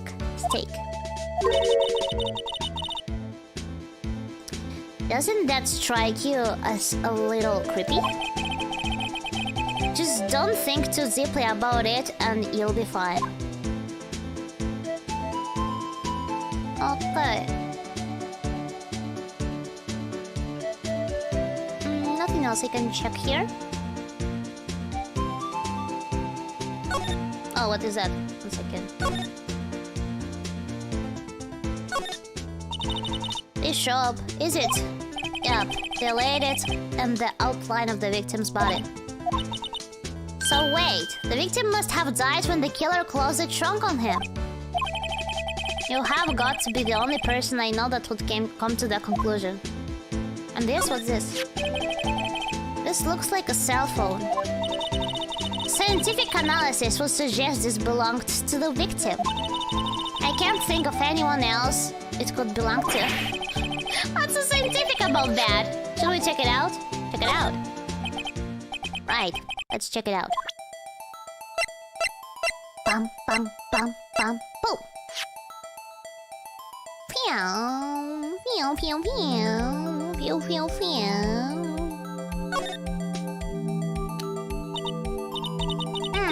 This phone's still on the radio screen. Radio?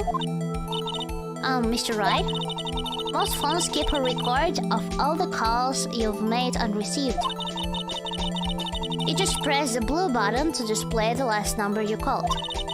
Convenient, isn't it? I'm surprised you didn't know about it. Sorry to disappoint you, but even I know about things like radio. I'm not that of a boomer. Huh? Oh, I'm sorry. It's just you never know with people from your generation. What do you mean from my generation? Whatever, let's check this phone out. Redial? Redial? That's how you read it? Redial? Okay, anything else I can check?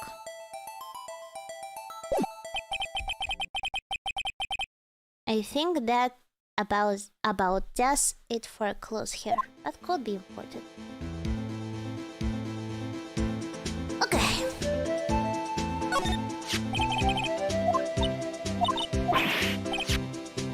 No, I checked it out already. Why not? I mean, don't you want to know who's this? Probably one of the detectives dropped it. Come on, no detective would be that dumb. I don't know. One detective in particular comes to mind.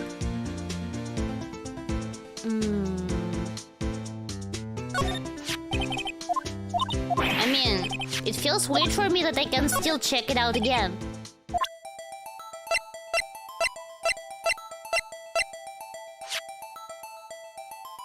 Can we check the last calls? I don't know. Let's try.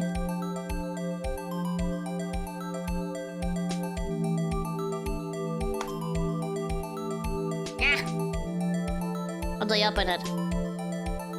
How do you open a phone?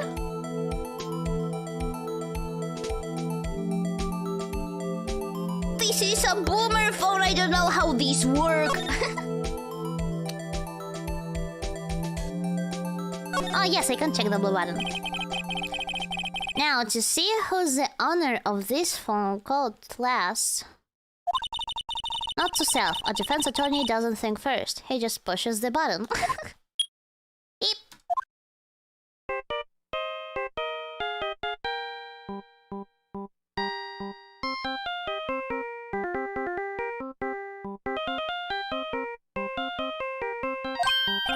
Hey, that song! I know that! Hey, what's going on over there? Beep. Ah, oh, sorry. I see you, partner.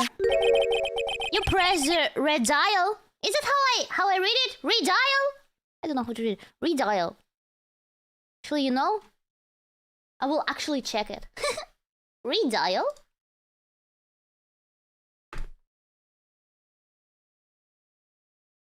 Redial. Redial! Yes, I was correct. My scientific theory was correct. You pressed redial on that their phone, didn't you? Well, yeah. Whose phone is this anyway?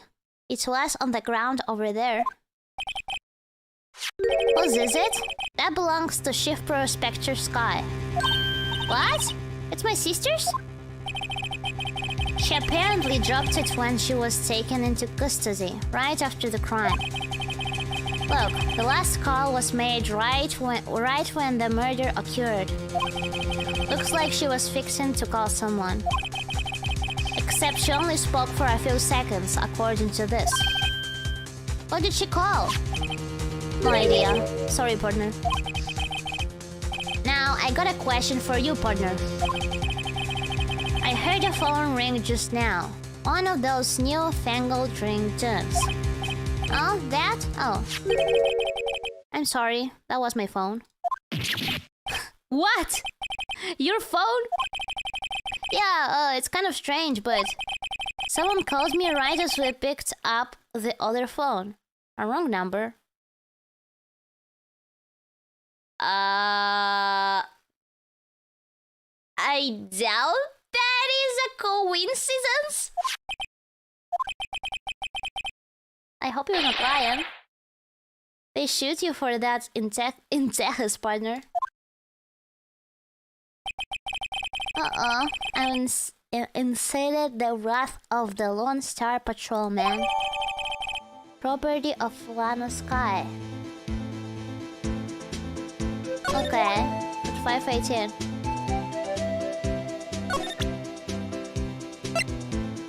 Can I check this?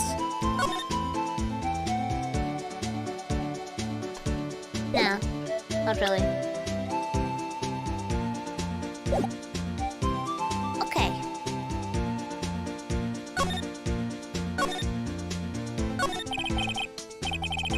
Officer Marshall, could you tell us more about the victim? Good men always die young. Remember that, partner. Could you be a little more specific? Bruce Goodman. He was a detective, right? Oh, well, aren't you a feisty doggy there now? Detective Goodman was stabbed here at 5:15. The smiling Madonna told me the tale. I think he means the witness, Miss Angel Starr. One stab to the chest, a fine piece of work. This here's the autopsy report. Oh, finally!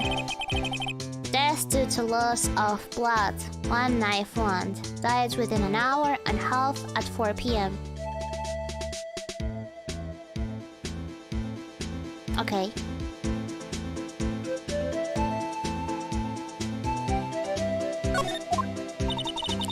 Was my sister involved with the victim in any way? Funny you should mention that, Bambina. Sheriff Prosecutor Sky and Detective Goodman had nothing in common at all. Nothing in common? They apparently worked together on a case a few years back. So there's no motive. Goodman wasn't particularly gifted detective. That's one reason why he didn't do much work with the chief prosecutor. Oh, yes. But my sister called the victim here on the day of the murder, right? Here to this parking lot? So it seems like calling an unarmed man to a shootout at high noon. Those comparisons. I don't mean any offense, but Officer Marshall, you're a patrolman, right?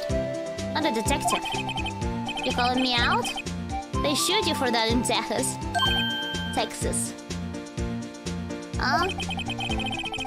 I was one of them fancy shoot detectives till 2 years ago, to tell you the truth. Oh, really? And why did you get debuffed? Why did you get debuffed? Now he tells me.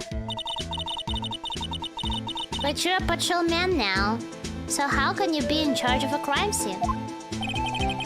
Nothing gets by you, does it, Bambina? So, why are you in charge? No reason. We're just short on hands right now. I'm keeping an eye out in the meantime.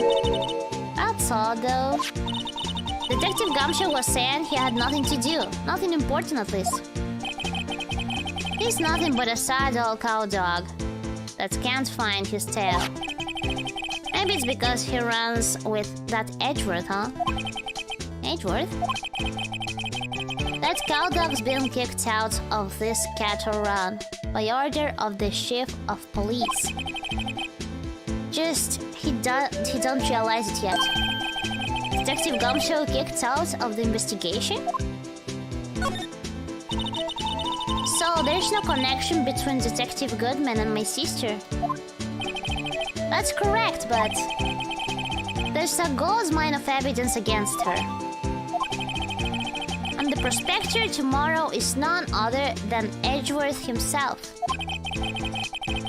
I'm afraid your sister's fate is decided, Bambina. Many condolences. Officer Marshall! Yeah, Bambina? How can you say that? You're my sister! You were! Is there something between this cop and her sister that I don't know about? I apologize, Bambina. Something must have gotten to me. Maybe it's the dry wind that's blowing through the prospector's office. Stop drinking! You smell like a drunkard. Dry wind or ill? Well, someone's up to something here. But who? Suspicions about Mr. Edgeworth have been flying around for nearly 2 years now. Forged evidence on arranging testimonies, you mean? It's unbeatable because he did whatever it took to win. Unbeatable, that is, until he met you. Dun dun dun! But rumors are just rumors, aren't they? These are prosecutors we're talking about. Evidence is everything to them. If you follow the rumors about Edgeworth to their source, you'll find one person. But they're off limits. Untouchable, you might say.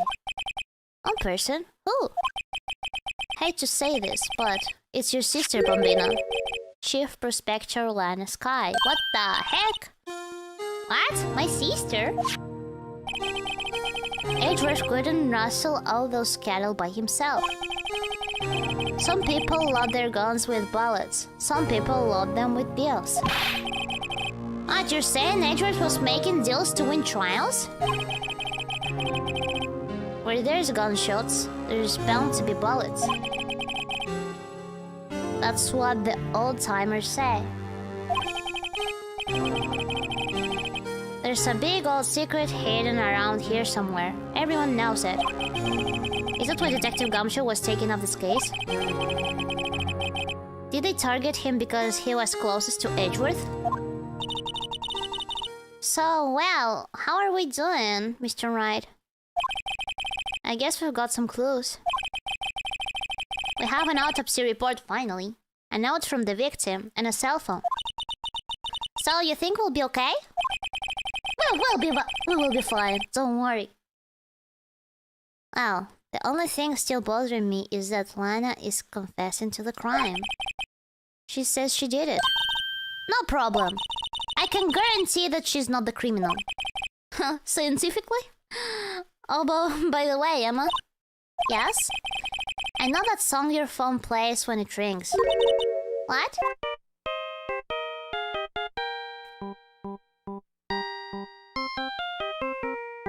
Is it still Samurai Melody? Yes! A popular TV show for kids? The phone that rang earlier wasn't mine. It was yours. Wow! Oh, I see. So... Lana called to Emma. Lana called her sister. At 5:18, just after the murder took place. Your sister called you, didn't she, Emma? The plot thickens, yes! The plot thickens. I'm sorry. Can you tell me what you talked about? She hung up right away. I see. Cell phone updated in the court record.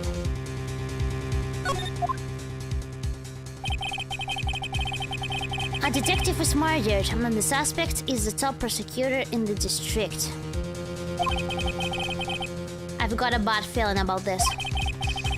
Like, maybe I still don't know everything that went on here. On here.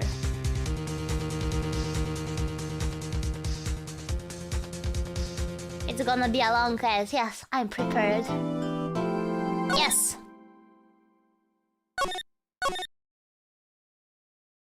Trial former?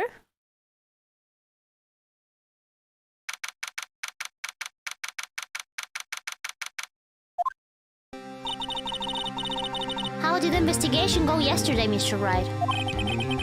Frankly, there's still a lot of gray areas. Or rather, the whole thing is one big gray area. Don't worry about me, no matter what the outcome. I'm ready to accept my fate. I believe in you, sis. Mr. Wright, let me offer you a word of advice.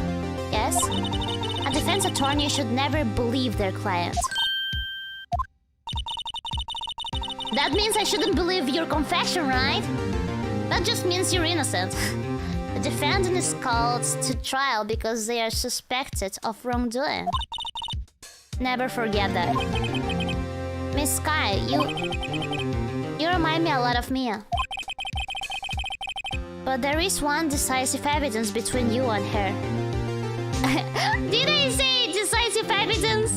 Decisive difference between you and her. And that is? You're not a defense attorney. Yes, this is just like Edgeworth and Wright. But female version. I believe it's almost time for the trial. Good luck, Mr. Wright. My first trial without a Fae helping me. No one's going to bail me out this time.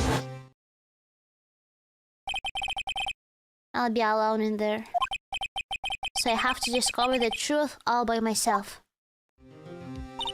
Let's do it, Mr. Wright. I'll be with you the whole way. Thank you, Emma.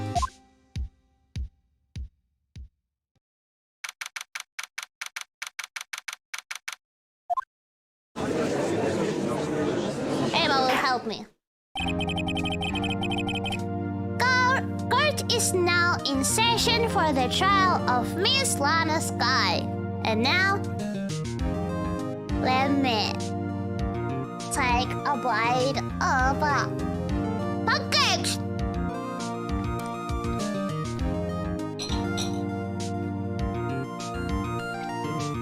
They're so good. Time for objection, yes! But first, time for pancakes.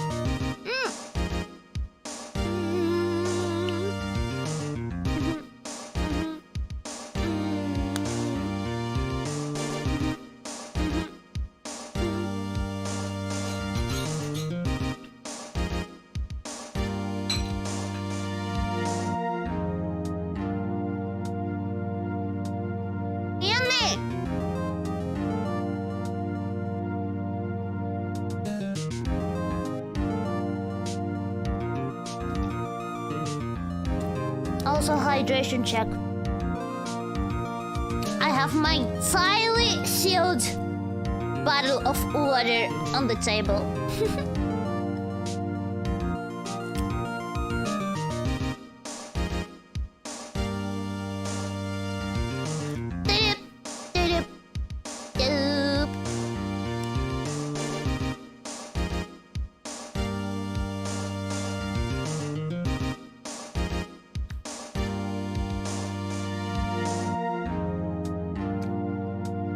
Pancakes with honey, chocolate salsa or something? With maple syrup! I really love them with maple syrup. Okay, let's go. I said you're eating pancakes! With maple syrup. Okay, let's go. The defense is ready, Your Honor. Ready and not hungry.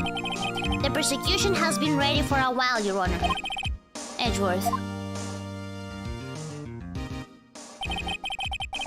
It's been 2 months, but they haven't been in a courtroom since his trial.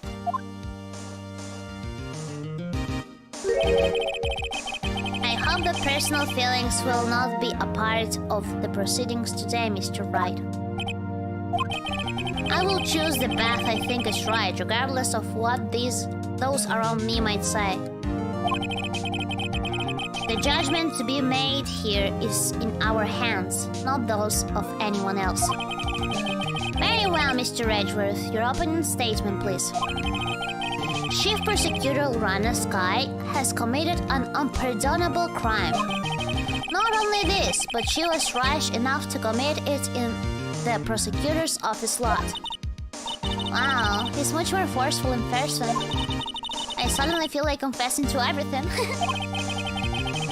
However, she will now pay for her rashness with her life. What the fuck? There was a witness to her crime. What the fuck? Are they gonna execute her or something? Put him in pain with her life. A professional witness. Well then, call your first witness, Mr. Edgeworth. The prosecution calls its first witness, Miss Angel Starr, to the stand. In this game, murder means a death sentence? Wait, for real? You're joking, right? Cannot be. You're probably joking. I haven't heard that in this game before. The Caught Up Queen. Now they just go to jail, right?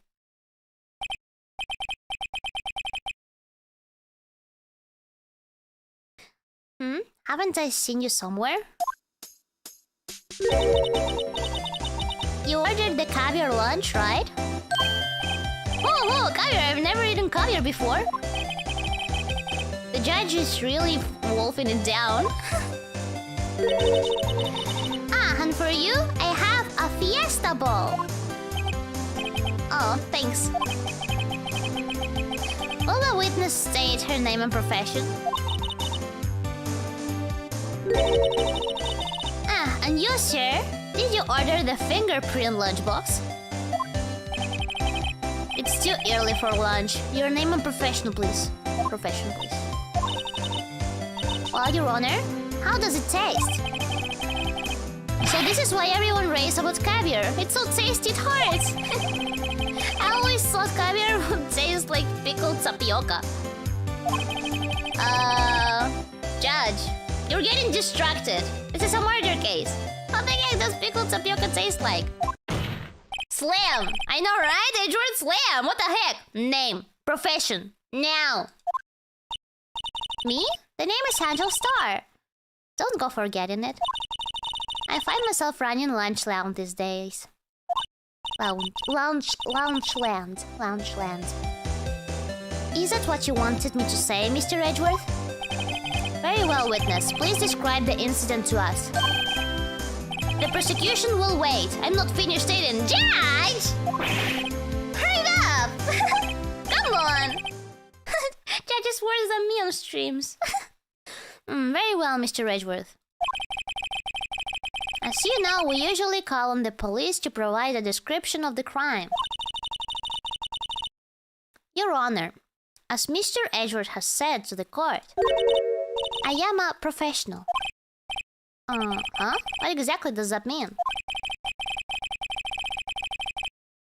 Until 2 years ago, Miss Angel Starr was a special investigator with the police. She was a first-rate homicide detective. Homicide detective. Homicide detective. What? Miss Starr was a detective? Uh-huh! I know who you are! Cough up? Cough up, Queen Angel Starr, Your Honor. Long time no see. Very well! You may continue with the description, Miss Starr. Just who is this lady? If I might have the court's attention over here. The parking lot of the prosecutor's office is divided in 2 blocks. A block is for the prosecutor's office personnel. B block is for visitors and clients and attorneys. A chain divider separates the 2 blocks.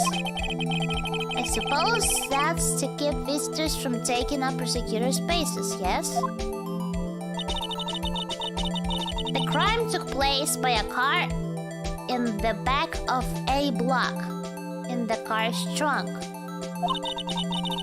The killer stabbed the victim with this knife and went to drive the body out. Unfortunately for her, there was a witness, and an arrest was made on the spot. And who was this valiant witness? It was me, Your Honor. Parking lot floor plans added to the court record. Witness, did you see the very moment of the crime? Of course, Your Honor. Immediately after that, I apprehended the chief prosecutor. It seems rather cut and dry, doesn't it? Well, Mr. Wright? The cross-examination! I can't agree on principle, Your Honor. It seems that some poor losers are unwilling to accept the truth, Your Honor. Shall I proceed to crush what little hope they have remaining? If you can, then give them your worst, Miss Starr. Wait, are they talking about me? There we go. Witness testimony. Somehow, I always knew a day like this would come. I was on my way to deliver a lunchbox to my boyfriend. To one of her 2 boyfriends. When I sensed something. Perhaps it was my finely honed detective's intuition at work. Through the wire fence, I saw the chief prosecutor standing next to a garnished car. The chief prosecutor was holding a knife in her right hand. Then she thrust the pointy tip of the knife into Detective Goodman's chest. Okay. Bringing a lunchbox to your boyfriend? How touching. As you can see, there is no room for doubt. The key point of your testimony seems to be nothing other than the point of the knife which you saw being stabbed into Detective Goodman. So, how does it feel to be utterly crushed? What the heck? I'm still thinking about that. And I didn't even have a chance to do my cross-examination! Alright, they are so sure when they go against me. It's merely a flesh wound, Mr. Wright. Very well, Mr. Wright. You may cross-examine the witness. Thank you, Judge. Time to press her! Hold it! How did you know? I respect the prosecutor's basic abhorrence of crime. Yet their methods are ugly and twisted. Twisted methods will always lead to tragedy. The lunch lady uninformed opinion is duly noted. Given that they are used to erasing inconvenient evidence at their will, killing off a detective that knew too much is merely an extension of that.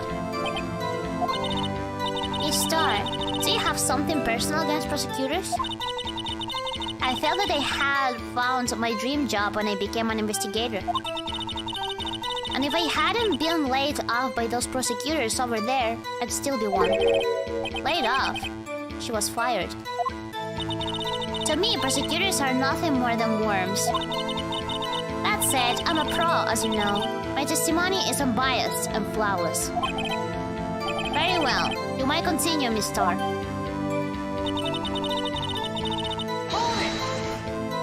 Which one of the two boyfriends? This boyfriend, he's a detective? Not that boyfriend. Not that boyfriend, the security guard. Not that boyfriend. You have several? Yes, this boyfriend, that boyfriend, and the other boyfriend. Care to join? The yet another boyfriend position is still open for the applicants. Judge, it's your time to submit the application. I'll stick with the lunches, thanks. Not to self, the judge had to think before replying. The security guard room is in the lot, in A block. It's up on the second level, so you can see everything from there. I will be this room for the security sign. Ah, the security cafe? Incidentally, did you bring your lunch boxes by car? Since I'm visitor now, I parked in B block. So, she was in B block when she witnessed the crime. When I sensed something, perhaps it was my finely honed detective's intuition at work. Honey! You sensed something? So you're saying you had a premonition of the murder? It felt like... how would you say? Oh yes. It was like the feeling you get when you view a pumpkin chock full of seeds. I have no idea what that means. I have no idea either. Speaking of a detective's intuition, wasn't the victim, Mr. Bruce Goodman, also a detective? Yes, well, he was like a young cheese. A young cheese? A pale white cheese, not yet dangling with experience on the streets. A greenhorn. Then it must be hard yellow and sharp as tag. As a tag. Yeah, with the odor of an old cheese to match.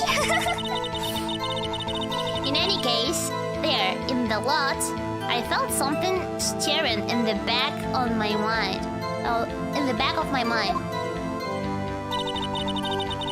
Through the wire fence, I saw the chief prosecutor standing next to a garish car. Hold it! By garish car, you mean Mr. Edwards' car? Yes, Mr. Edwards'. Incidentally, the knife with which the victim was stabbed was also Mr. Edwards. Wasn't it? Indeed it was. What an odd case this is. The person you saw, you are sure it was the defendant? I saw her from no further than 30 feet away. I'm certain it was her. If she's telling the truth, we're doomed. Let's just do what we can. Even if we don't have any proof, we can always nitpick. Slam! Witness, in your testimony, you clearly stated the following. Prosecutors are nothing more than worms. Ergo, you are a biased witness. You might want to keep those silly opinions to yourself in the future, rookie. Huh? Rookie? Unless you're willing to risk the consequences of doubting me? What the fuck? I'll fry you like a fritter. Crispy on the outside, chewy on the inside. That was inspiring. What the heck? I believe I've heard that tagline elsewhere. You could cry plagiarism? Where? I might be relegated to the lowly post of lunch lady. But my instincts are honed. A photograph? You took this? The moments I witnessed the crime, my reflexes took over and snap, I took a picture. In fact, one of my lunch boxes is rigged with a camera. I suppose that's more exciting than just hanging it around your neck. Witness, why am I only seeing this photograph just now? You think I show it to you, a prosecutor? Think again. My boyfriend works in the photography division of criminal affairs. Well, this is most certainly the defendant.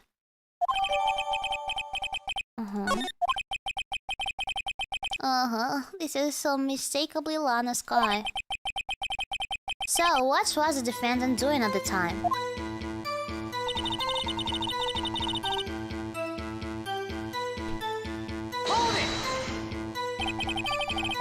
Tell me more about this knife that the suspect was carrying.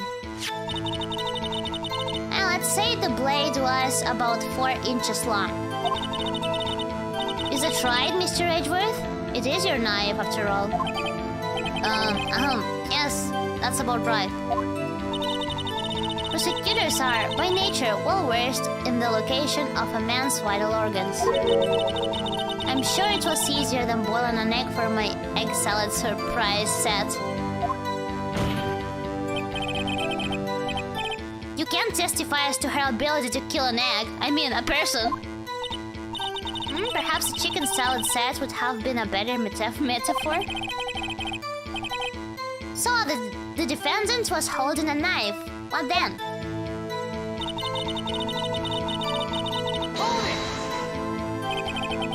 Tell the court why you didn't try to stop the crime.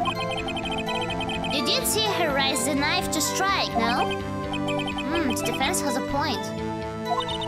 Unfortunately, by the time I realized what was going on, it was already too late. Too late? Yes, the next moment, the chief prosecutor brought down the murder weapon. I see. It's only a flesh wound, Mr. Wright. We can make it.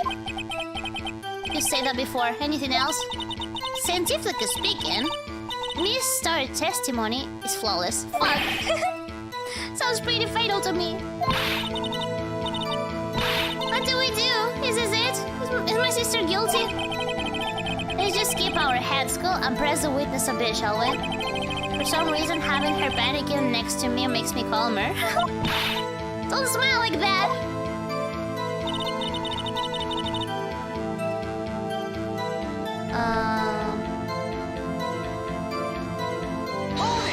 I pressed on everything already, I think.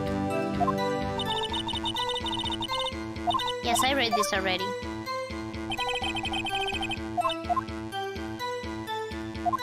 I probably should present anything, yeah. I probably should present something. What do I have? Yeti. Wait a minute, let me check. She was wearing gloves. A parking lot.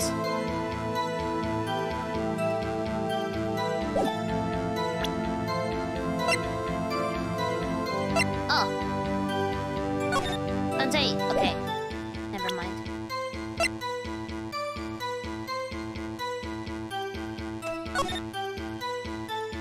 A.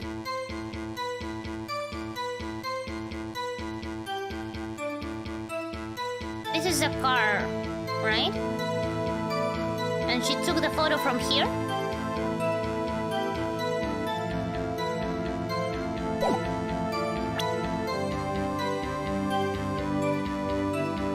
Okay.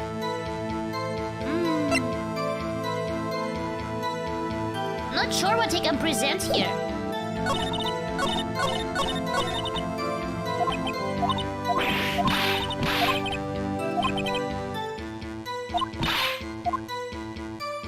Do you have to press more?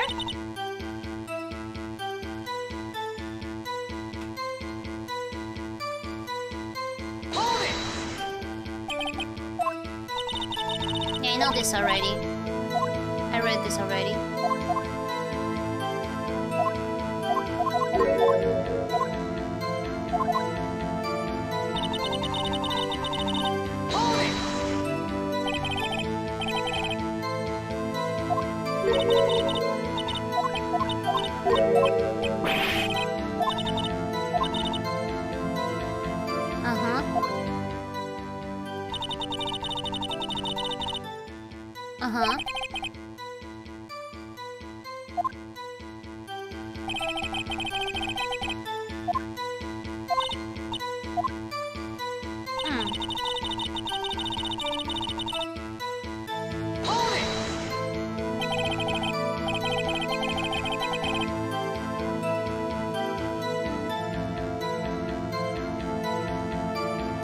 I feel like the clue is maybe the blood on the coat, but I'm not sure.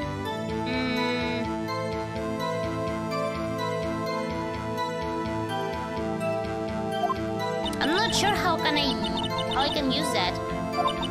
Okay, let's think. But yeah, actually yes. Why was it full of blood?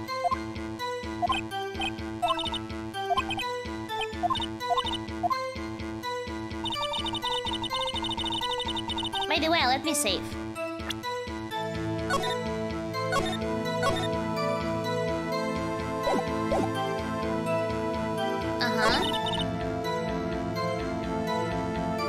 Holding a knife in her right hand, but on the photo she wasn't holding a knife. There is no knife here. Oh, maybe she took it, but yeah, that doesn't really make sense. Where is the knife? Objection! And you witnessed this? You saw Miss Sky stab the victim with the knife? As I've already said, yes.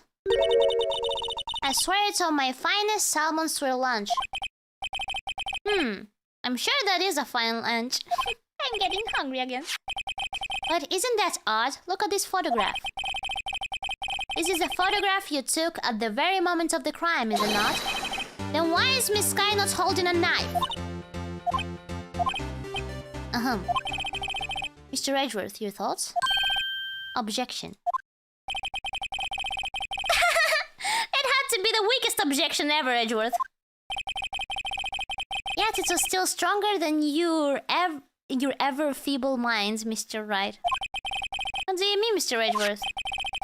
This photograph was not taken the moment before the stabbing. This was taken the moment after the stabbing. Objection! Objection! And how can you tell that? Blood splatter. Huh? The dark crimson stains on the chief prosecutor's coat?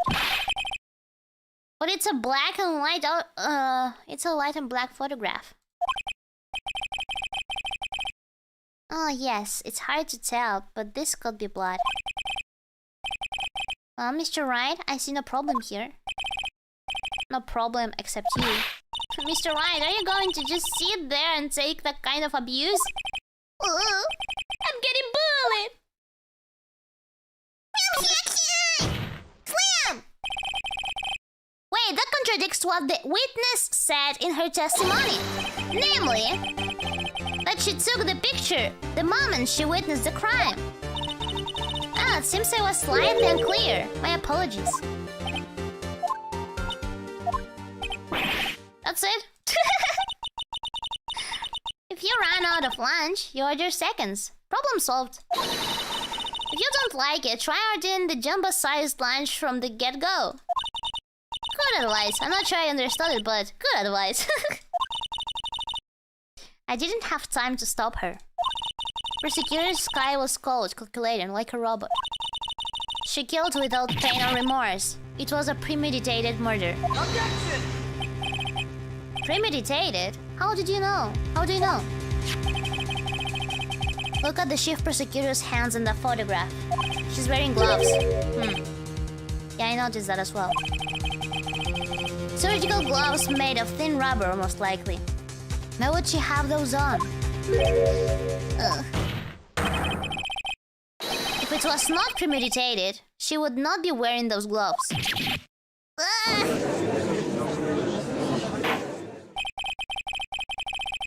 These gloves do seem to sell a tale of premeditation. Premeditated murder, a serious offense. Witness, add this to your testimony. The rubber gloves prove it.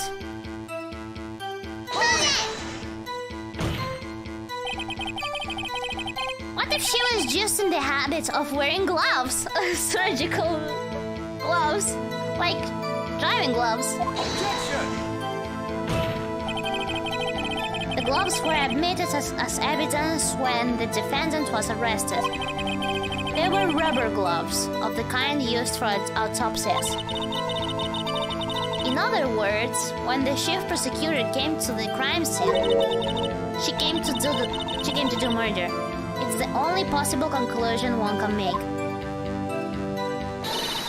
Everything was planned. It was a premeditated crime. Impressive. I'm sorry they took you off the force, Miss Star. This is bad. She's got them thinking this was all planned. If she can prove this claim, the trial is already over. I've got to think of a way to show that this wasn't premeditated. It's only a flash round, Mr. Wright. We can make it.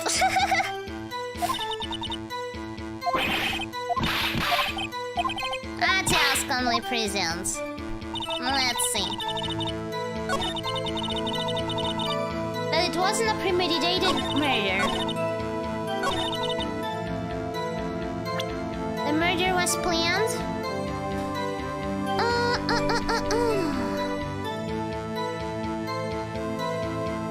Okay, but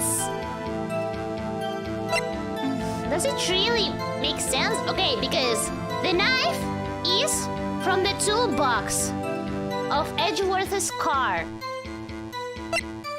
And Edgeworth got there 3 minutes before the crime. How did she know Edgeworth's car will be there at that time?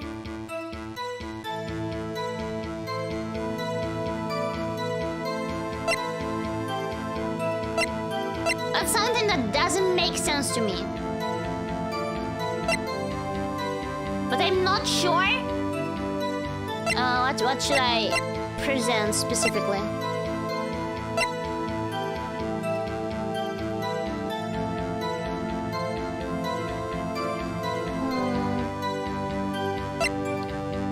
The rubber gloves prove it. Let me save. Oh no. Yes, I can save.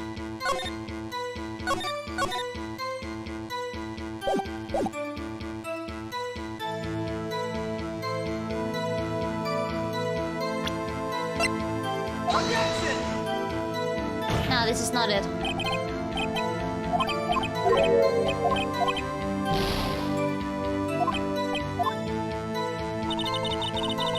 Murder was planned. Okay, it was a knife. Witness, do you know what this is?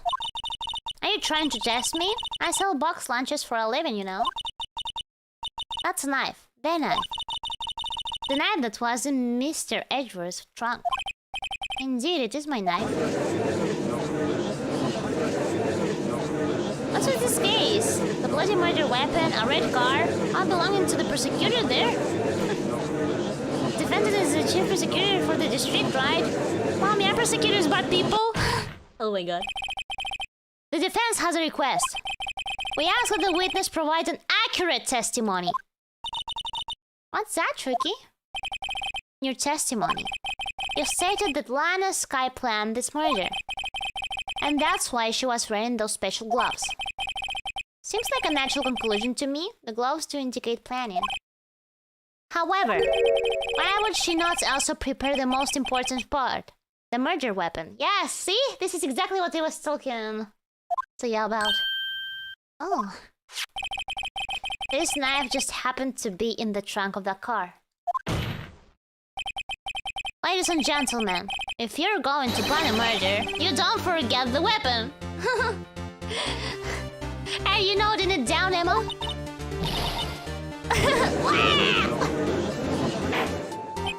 Order! Order! Order! Great. Now the tide is running in our favor. Rachel, Mr. Right. My sisters are as good as free. Oh, right. I believe the next lunch you'll be eating is humble pie. What? I hope you weren't deluding yourself into thinking that the tide has turned. Not over such trifling detail. But this shoots a hole in her well-premeditated theory. Bah. The prosecution could care less if it was premeditated or not. The only one who seems to care is that lunch lady over there. The defendant, Lana Sky, murdered a detective with a knife.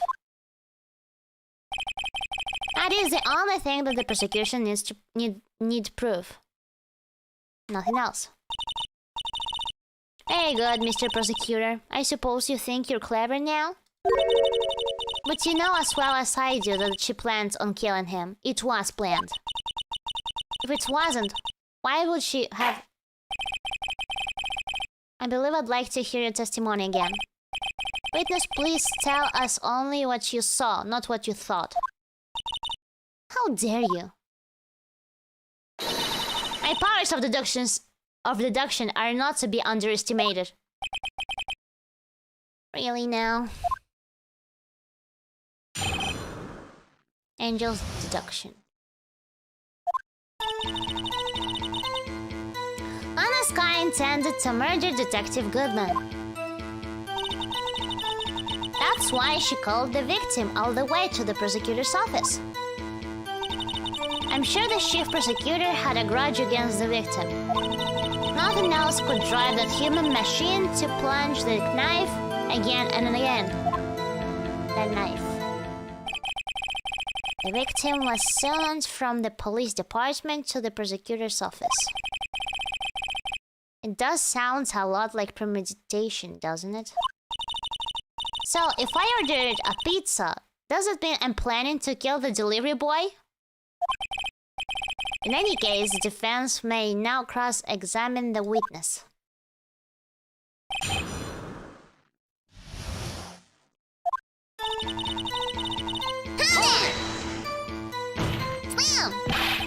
You said that you said that, but you haven't told us how you know. That's what I'm about to tell you, Rookie. I believe what she just said was a mere prelude to the story she's about to tell. Try not to interrupt her again. I will interrupt her again, Rookie. Never interrupt a storyteller. It's like pulling a bun out of the oven half-baked. Something's half-baked here, alright? And it's you. Try not to confuse the defense witness. They're not very quick on their feet. What do you mean? Now, why did you believe the suspect has intentions to murder the victim?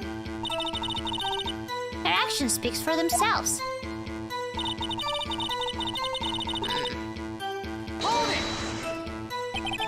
You have no proof that Miss Sky called him there.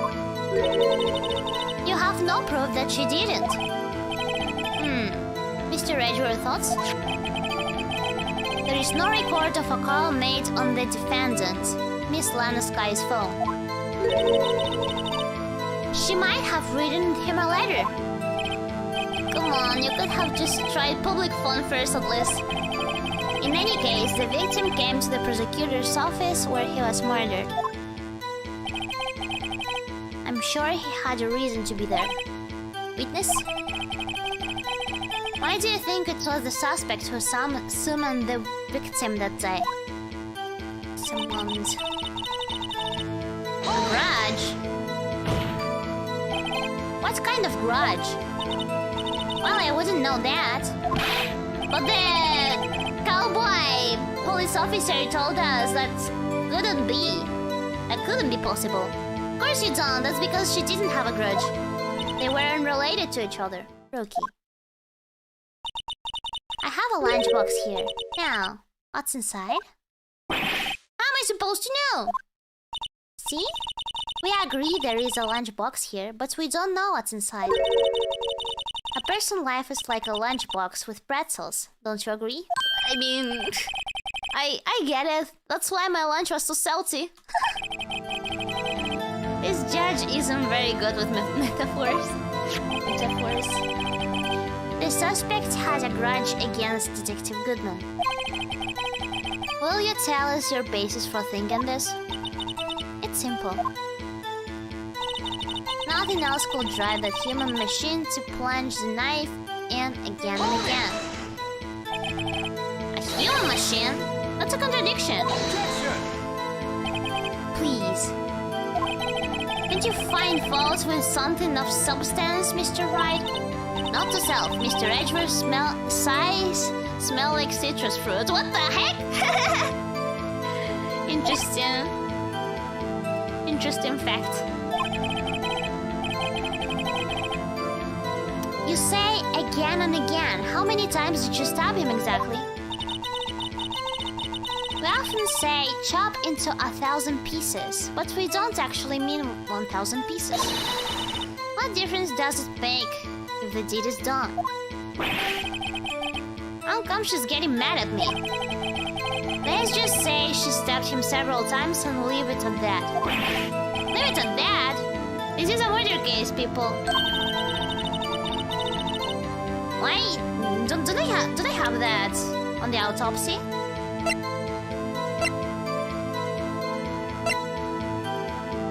One knife wound. Only one. But you're right, you should speak up if you have any objection. Yes, I have one objection now. Miss Star has turned out to be as short-tempered as she looked when we met her. Challenging her abilities as a detective really set her off. The short wick burns out the fastest. That's a scientific fact. I wonder, wouldn't it depend on the size of the candle? I mean, add more wax and even a really short wick will burn longer. Obviously, more scientific testing is required. Yes, I did find a contradiction.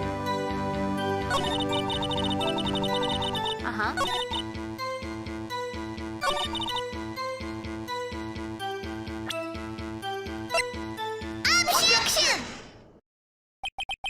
You say she stabbed him again and again. But you couldn't have witnessed that. Are you testing me? Then I'll test you. With my mass surprise! I'm afraid the moss is growing under our feet as we wait, Miss Star. What do you mean? I shouldn't have to explain this, but take a look. The autopsy report states that the death was due to a loss of blood from one stab wound. You're right. Good show, Mr. Edgeworth. What the hunk? He's my hero, really, but... but I thought the same thing! What about my objection? No one noticed? Well, witness. You got the crime scene set, right? Oh, thanks.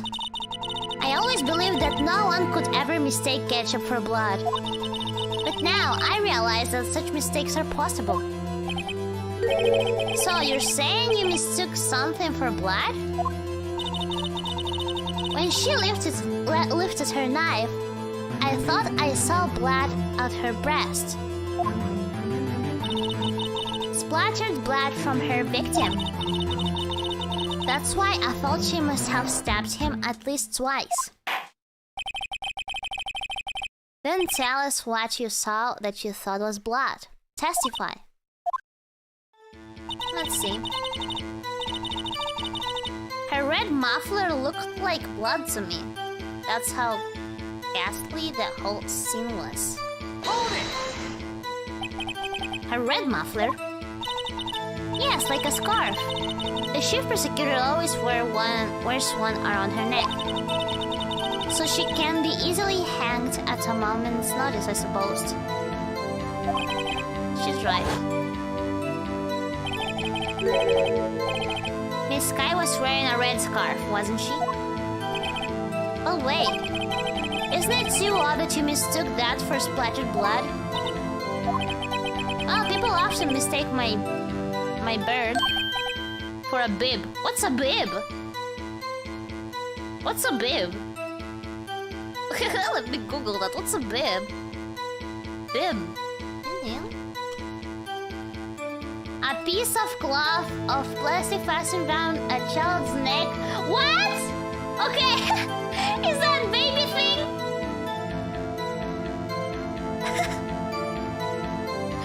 Is the thing to keep the babies clean? What? Who mistakes that for a bib? What the heck? Just who? A judge with a bib. That's why this place feels so much like kindergarten sometimes. Actually, I do think I saw some traces of blood on her chest. However, the autopsy report is clear on this matter. There was only one knife wound. Apparently, Miss Star isn't entirely sure of her own testimony. Mr. Wright, this is our chance. Chance for what, I wonder? Miss Star has turned out to be a short-tempered... Okay.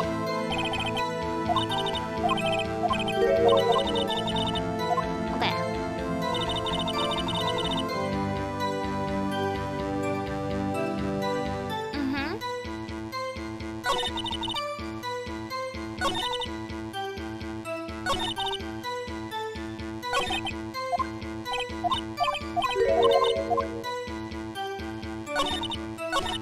Come here. The red muffler. Let's check what we have. She wasn't even wearing it. What the freaking heck? This is too obvious. Objection! No muffler. Did you even look at the photo you took? You're supposed to be the witness who took the photo. The witness is clearly not suited for detective work. What? The suspect was not wearing a scarf or muffler of any kind when she stabbed the victim. And you proved it yourself with your photograph. Huh? But that can't be. Only a professional lunch lady could be so utterly clueless. Congratulations. Perhaps you finally found your true calling in life. Oh my god. He's roasting her so hard. So hard. Harsh words, but good. In the end, Mr. Edward prevails. Yeah, he was objective. Yeah, you got missed again. But it was there, a scarf. No, not that, but something red, really. Sure. Well now, where were we? The witness has given us an entertaining interlude, but back to business. What? Very well, witness, continue your testimony. You saw the crime and apprehended the suspect. Tell us about that. Very well. I do remember some things accurately, at least. Ultimately, we couldn't shake the most important part of her testimony. The most important part? The part where your sister stabs the victim. This next testimony might just be the moment of truth.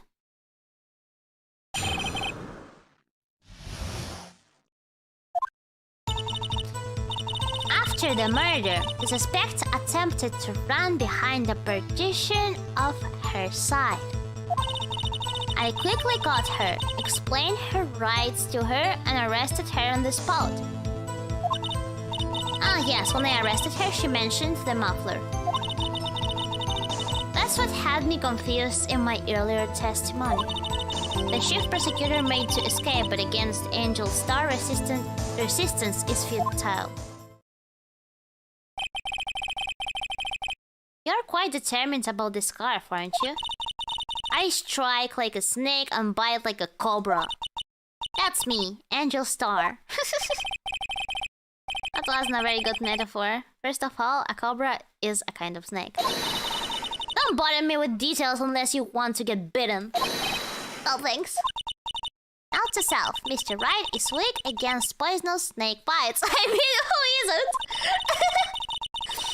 The chief prosecutor tried to resist, but her efforts were in vain. She knocked my hands aside, kicked over an oil drum. An oil drum? Hard to imagine. Oh, she's beautiful but deadly. A predator, this one. A leopard woman. Rawr. Rawr. Rawr. Very well, Mr. White. Your cross-examination, if you will.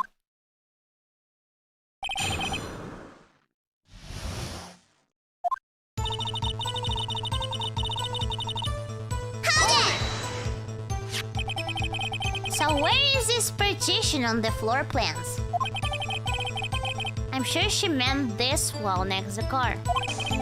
I'll try. There was a wall there, about 6 feet high. She was obviously trying to hide herself. Quite natural thing for a criminal to do.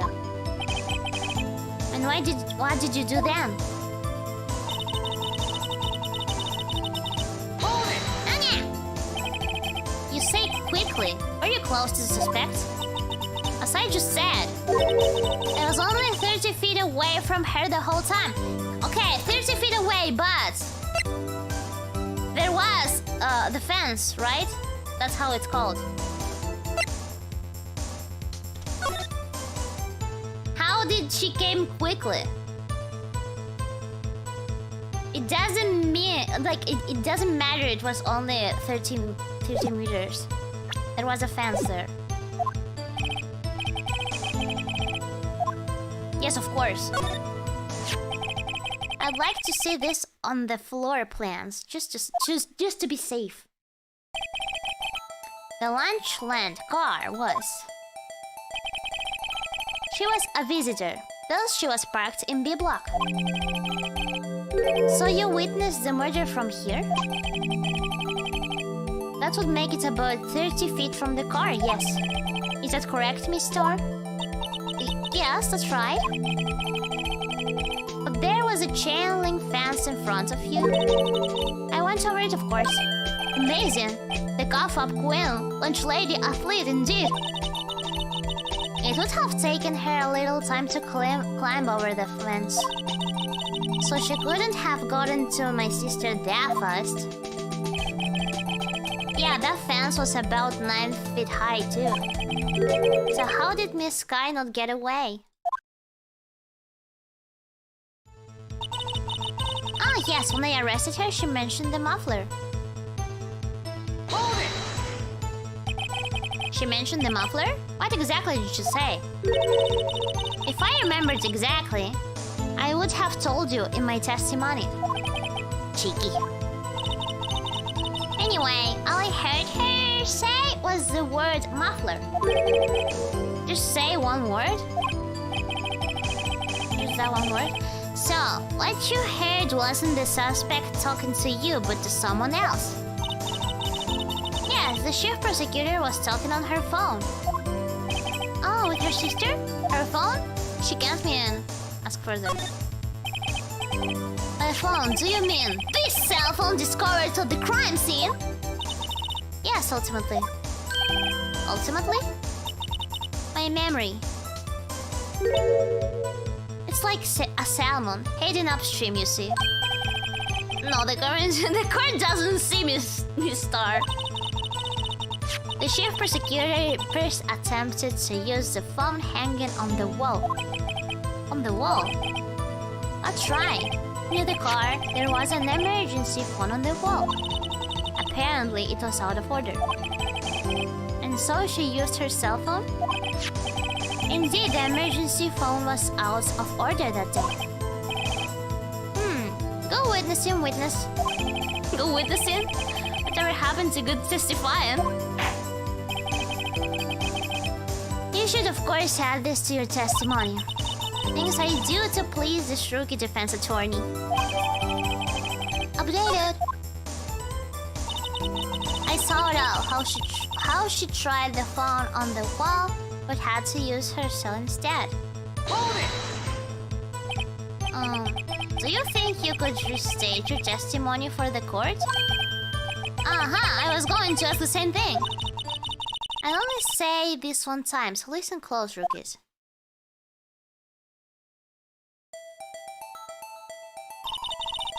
The chief prosecutor stopped the victim and ran behind the partition. Then she picked up the emergency phone on the wall, but it was out of order.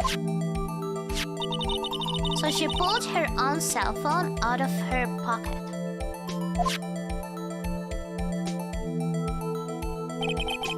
And during that time, you climbed over the chain link fence. Then, while I boldly grabbed her arm, the chief prosecutor hung up her phone. And you saw her doing this? What is it, Mr. Wright? The chief prosecutor made to escape, but against Angel Star resistance is futile.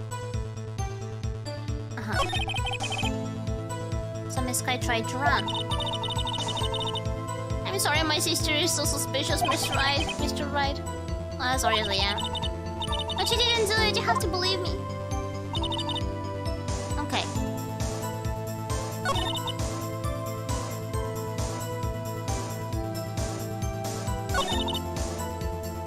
Mention the muffler.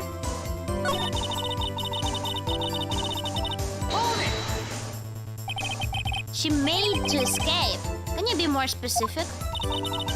She brushed aside my hand and ran. It was a terrible sight to see, like a dollop of lard on a pâté of foie gras. Oh?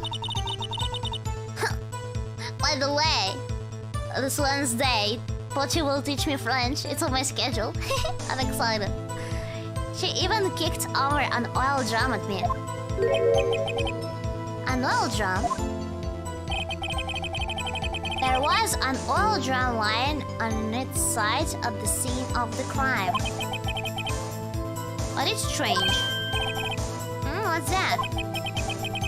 If she wanted to escape, why didn't she run the other way? The parking lot entrance. That's right. It doesn't make any sense that she would run from behind the partition to the oil drums. Excellent. More mysteries. I wish we could solve a few before finding more, though. So Miss Sky tried to run. Okay, what can I present? Attempted to run behind. Okay. I click on her. Let me save.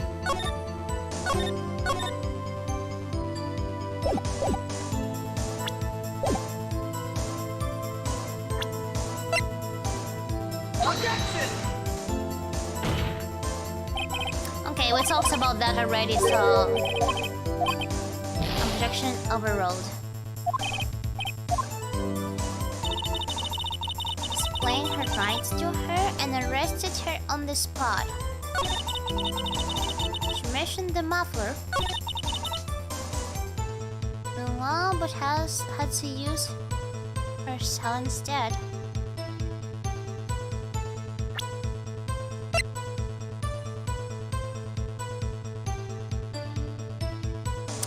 It would be that call. It all makes sense here.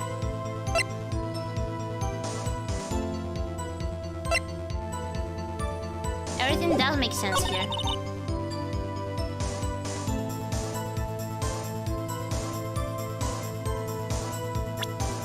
Tried to escape.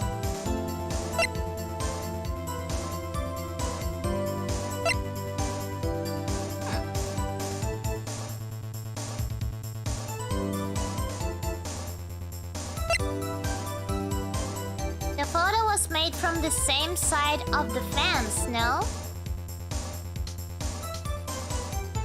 I mean, it's supposed to be from the B side of the fence. And she's on the A.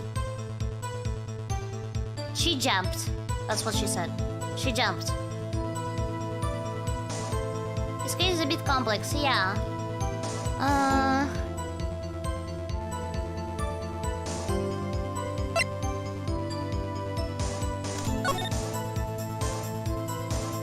Yeah, the telephone. She was here. She went from here, jumped,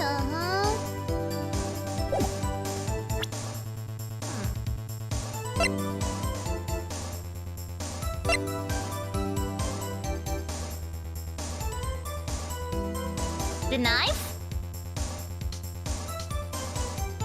No prints. Could it be the knife?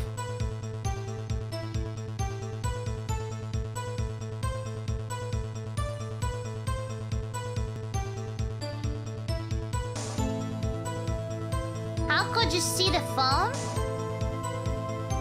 I mean, she might already have known there was a phone there.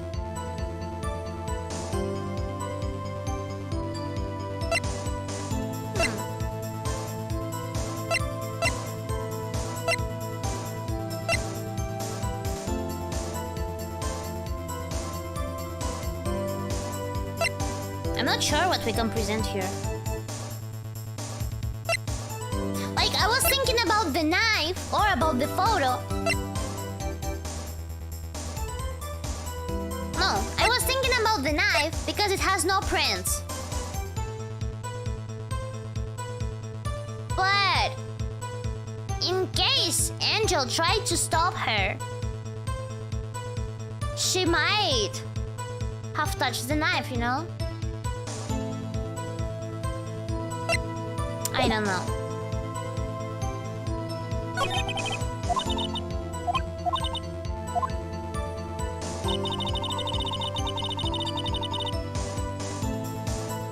Okay, yes, you tried to run.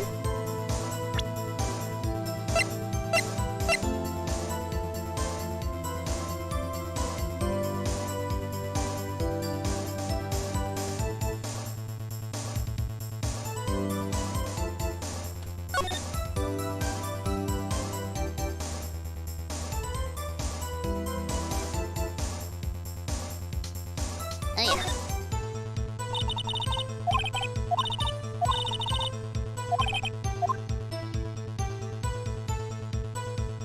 You cannot open it right now.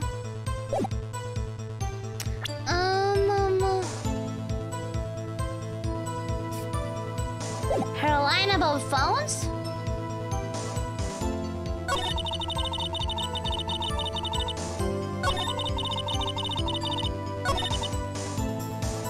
How she tried the phone on the wall but had to use her cell instead.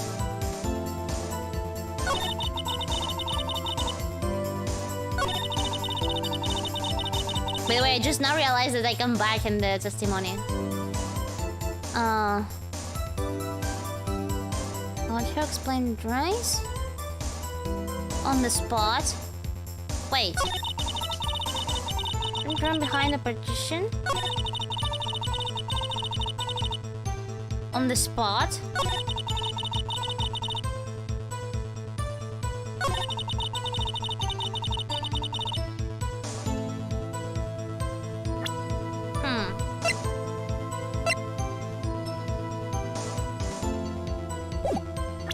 Let me save.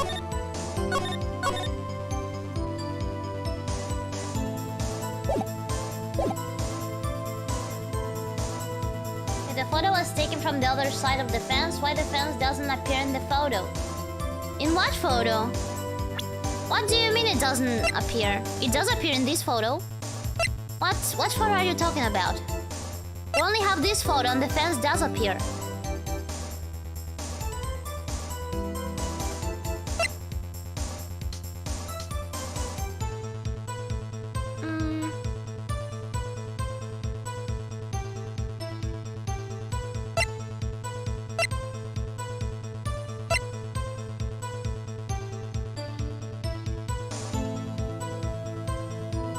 Objection!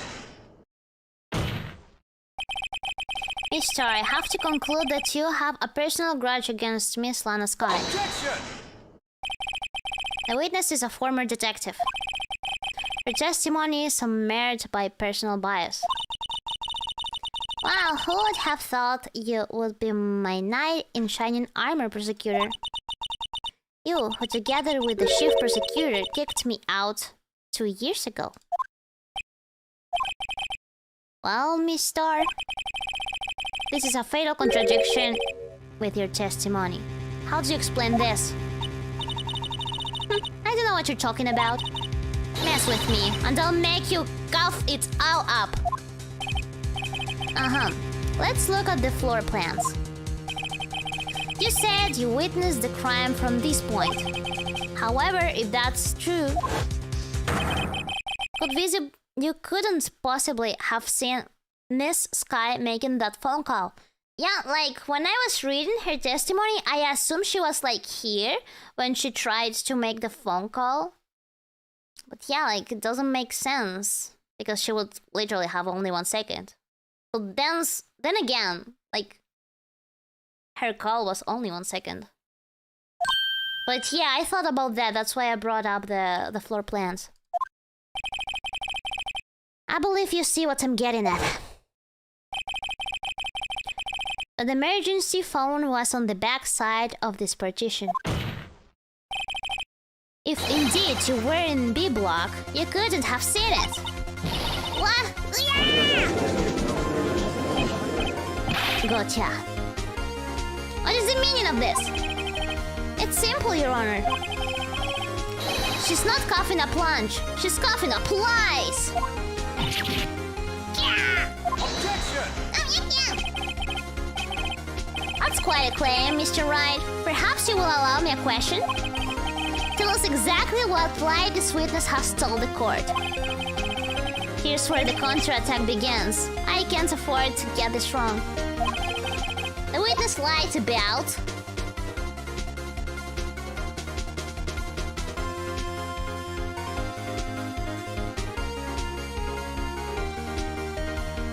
probably where she saw it. Miss Sky tried to use the emergency phone, but it was out of order. What is significant about this fact? Nothing. Therefore, it would be pointless for Miss Star to lie about it. Pointless to lie, I see. But say the witness did actually see Miss Sky using the emergency phone. It would mean Miss Star witnessed the crime from a different direction. Objection! A different location? Now that's a pointless lie if I ever heard one. Objection! Before you call my lie pointless, at least let me tell it. Let me ask a question to our clever wordsmith, Mr. Wright. Just where was the witness when she saw the crime? All the testimony we've heard until now points in one direction. Here. Wasn't it like here or here or here? Could be like more or less. If she was here, she could see the emergency phone. That's true. That solves the mystery. Objection! That would allow her to see the emergency phone, yes. But if she was there, she would have been able to arrest her well before she dialed her cell phone. Oh. You doubt my speed? I can run 150 feet in 9 seconds, you know? Is it really that fast? Not as fast as your witty rejoinders. Oh yes, Your Honor. So, I was wrong? What the freaking heck? I was actually wrong? It could be here, it could be here, it could be here.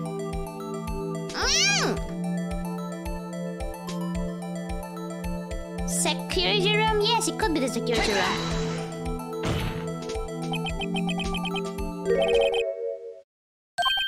The security guard room? Indeed, the security guard room in the underground parking lot is well positioned. It's built on the second floor, so you can see the entire lot. She would have been able to see the emergency phone from there. But why there? There are many other places where she could have seen the phone. Not in this case, Your Honor. The witness, not being part of the prosecutor's office, couldn't park in A block. The only place where she could have seen the crime on the back of the partition is here. Okay. I remembered in your testimony you said you brought a lunch to your boyfriend in the security guard room, yes? Yes. I thought about this too. Well, Miss Star, how many years have I been getting the better of men? To think that the tables could be turned. Today, a man has got the better of Angel Star. Order! Order! Witness! What have you done? You used to be a detective. You should know better. I'm not turning back. The guilty will be punished. And I'll do what I must to make sure justice prevails. The guilty? Is she talking about Miss Sky?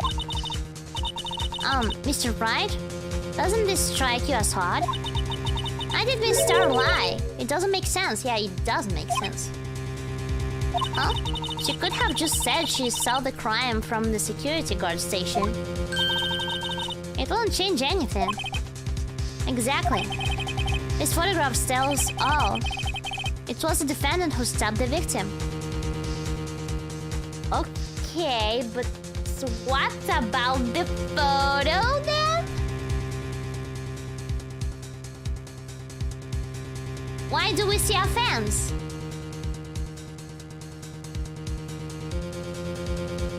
Who took this photo? That truth still stands. Objection! It still stands? I disagree, Mr. Edgeworth. Yeah, I disagree. What? If a witness is found to be lying, they're guilty of perjury. She knows this. She wouldn't risk that without a good reason. So, tell us what her reason was, Mr. Wright. Huh? Me? Who else? Mr. Wright, let's review what we know. Miss Star witnessed the crime from the security guard station. But she lied and said she saw it from B block. Also, the photo is supposed to be taken from here, from the B block. It must make a vital difference, but what? What will change? The angle of view to the crime, yes. Why the angle at which she saw the crime occur would change? The angle? What do you mean? Well, the security guard station is on the second floor, and she would have sort of a more 3D view of the crime. And this is important. Why? Because of the photo, Phoenix! What the heck? No! Why am I getting punished? What? I'm almost in ashes. But you already know. Yeah? Yeah? Distance to the crime. Oh, yes. Objection! My condolences, Mr. Wright. But one look at the floor plans, and it's quite clear. The distance between the scene of the crime and the guard station is 30 feet. I don't see how that would change what she could see. Objection! The fence. What she saw is not in question here. What matters is the time it will take her to reach the scene of the crime. Miss Star, you witnessed the crime from the security guard station. Now, how long did it take you to go from there? Did she just jump from there? to the scene of the crime where you arrested Miss Sky. What about the photo? Well, witness? Yeah. Yes? You ordered the squid wheels, right? The quality of my lunches has gone from low to inedible. I was bringing the peanut butter and jellies lunch with my French boysenberry jam. Boysenberry? To my boyfriend. Boysenberry for the boyfriend. He wasn't in the station, so I waited. I witnessed the crime from the glass-walled station. The glass-walled station. Not the fence-walled station as we see on the photo. And before I knew what I was doing, I found myself running towards the scene. But the door was locked. I couldn't open it.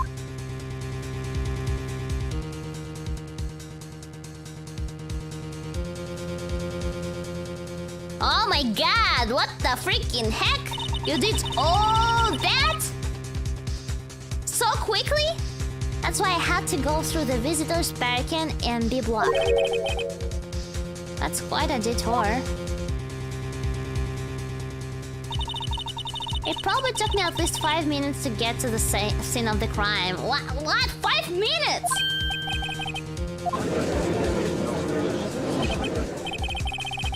This changed things considerably. But it was that woman over there in the defendant's chair who stopped him. I know it. I have photographic evidence. What about that photograph, though? I swear it. I swear it on my finest plastic spork. Okay, I mean, it does make sense that she took the photo if she, like, ran all that and went to the B block and took it from there. You have a point. And the spork is a wonderful invention. What the fuck? The spork? The spoon fork? Would you like another caviar lunch? I want to! Absolutely!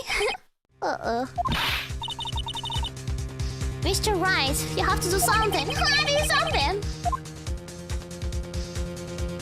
Raise an objection! Objection! Spam! 5 minutes between the witnessing of the murder and the arrest. Think about it. You could make pasta in that amount of time. If you like it al dente. I've got lunch boxes that tie pasta into nuts. Rocky.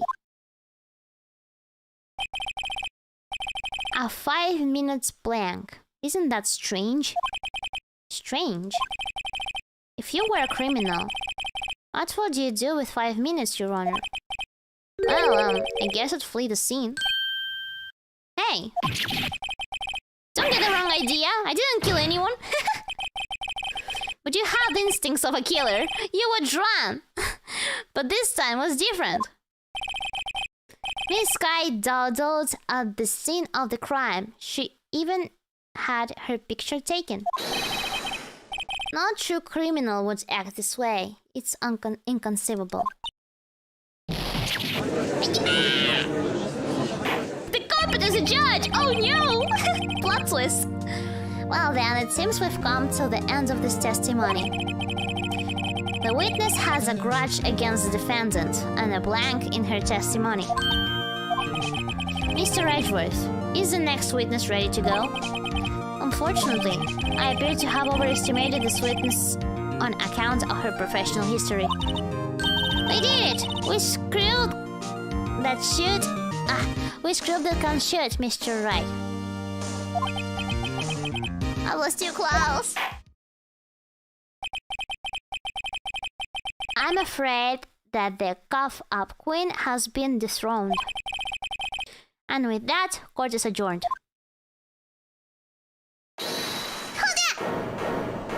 Who? Mr. Edgeworth, you ordered the squid wheels, right? That's the one she tried to flies off on me.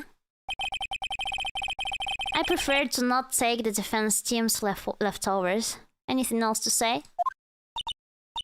I might be able to save you. I have decisive evidence. What was that? Is this another one of her trick lunchboxes? My apologies, but we have no further questions to ask you, Miss Star. Is this your jumbo lunchbox? Woohoo! A triple-decker! Out of deference to the witness's determination, I'll have one more testimony. Come on! You're so easy to buy, Judge. Let's hear about this decisive evidence. Like the Lunchland motto says, you won't be disappointed. Aren't she going to pull out her lunchbox this time? Decisive evidence. Judge is hungry. He is hungry. I should have mentioned those 5 minutes when I wasn't looking at the crime scene. And now, to the matter of the victim's shoe. Did I not bring this up? 2 types of blood were found on this shoe. One was, of course, the victim's. And the other blood type matched that of the defendant, Miss Lana Sky. This shoe proves it. It's flawless, decisive evidence. What? There was blood found on that shoe? Try Lunchland for all your lunch and decisive evidence needs. Objection! Witness, what's the meaning of this? Why is this the first time I've heard of this evidence? Simple, as I already said. I don't trust you with evidence, Mr. Edgeworth. That's why I took the liberty of investigating this myself. And you had blood tests performed? Blood tests. Didn't I mention? I have 3 boyfriends in forensics. What the fuck? In any case, Your Honor, I can't accept this as evidence. What? You must know the 2 rules of evidence law. Rule 1. No evidence shall be shown without the approval of the police department. In other words, this show is illegal evidence, at least for the time being. Is it right, Mr. Wright? It seems so. Edgeworth sure is celebrating. Not so fast, Mr. Edgeworth. Don't forget, I used to be a detective. As I mentioned previously, this shoe has already been tested by a member of the forensics department. As you can see, it was approved by the police department as of today. Even the general public can produce official evidence, Mr. Edgeworth.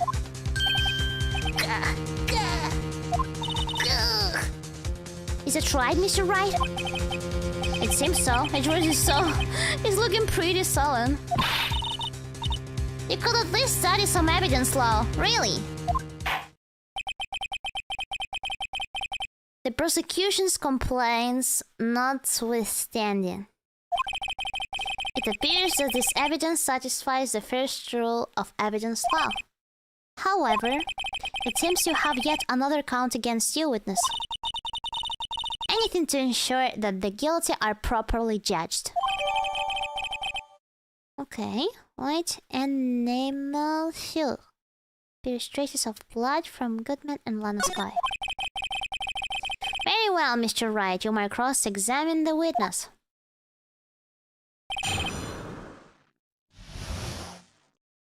Let's go. Hold it! Why did you lie about those 5 minutes? I guess you could say I just wanted people to look at the results. The results? How many times do I have to say this? I saw the chief prosecutor stab the victim before my very own eyes. Compared to that, a 5-minute blank means nothing. Then why didn't you just tell the truth? Don't make me laugh. We're dealing with the most untrustworthy of the vile lot known of prosecutors. falsified evidence, arranged testimonies, erasing and manipulating evidence. When you fight monsters, you need to use every trick in the book. This one, the suspect is admitting she did it.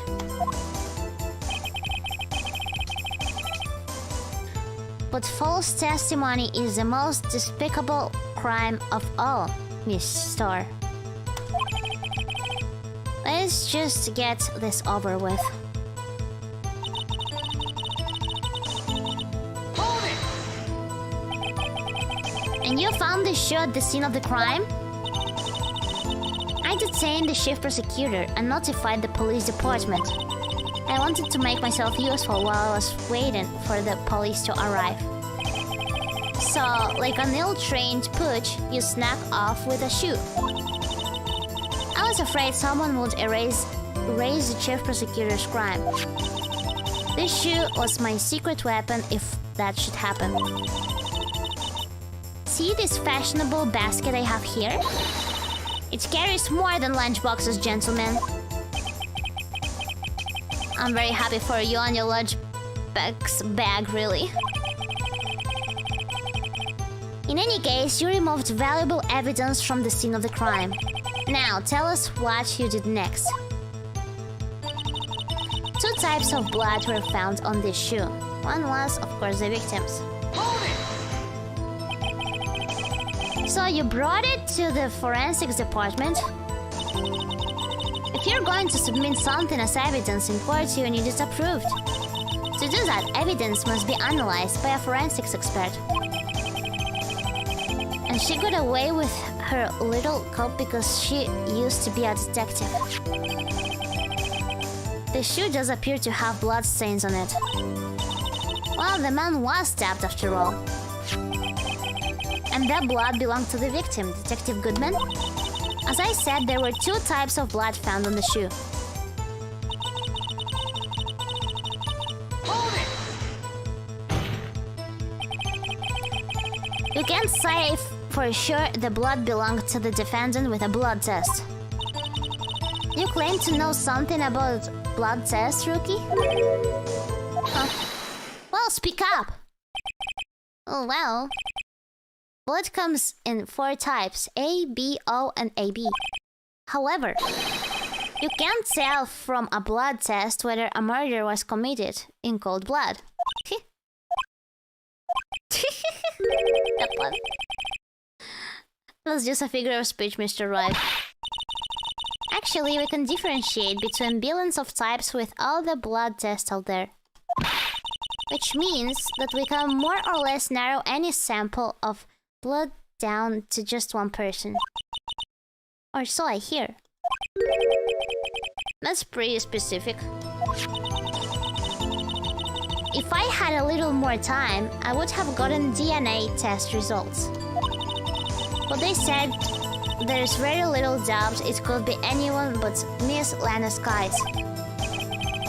So the suspect's blood was found on the victim's shoe. That ties her directly to the death of Detective Goodman. I was afraid he was going to say that. This shoe proves it. It's flawless, decisive evidence. I can't let this evidence go through without a fight. You ordered the peppered fish guts, right? Some like it hot, Mr. Wright. Some like your client. She's enough hot water to make a whole vat of soup. Mr. Wright, do you or don't you have a problem with this shoe? A problem? This is critical. Is this a problem with this victim's shoe? Aha! Let me see. Is there? Yes! Who's this shoe?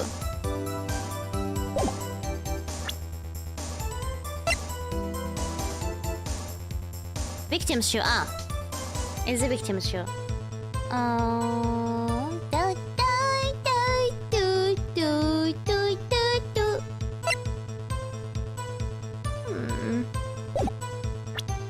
Let me save.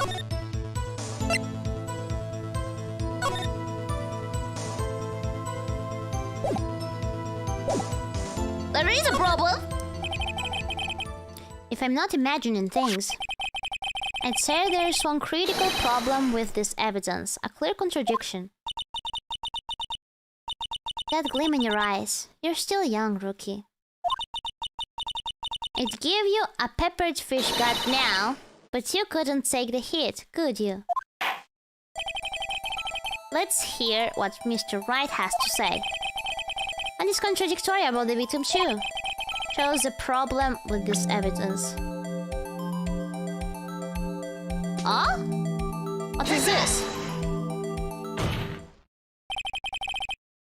Did he step on blood? There is blood on the bottom of his shoe. Don't mess with me, rookie. Or it'll be your blood on the bottom of my shoe. Indeed. There is quite a bit of blood on the bottom of the shoe. It makes sense. The victim was stabbed with a knife. What could possibly be contradictory about blood on the bottom of this shoe? Because he couldn't walk. Like, there wasn't blood on the floor.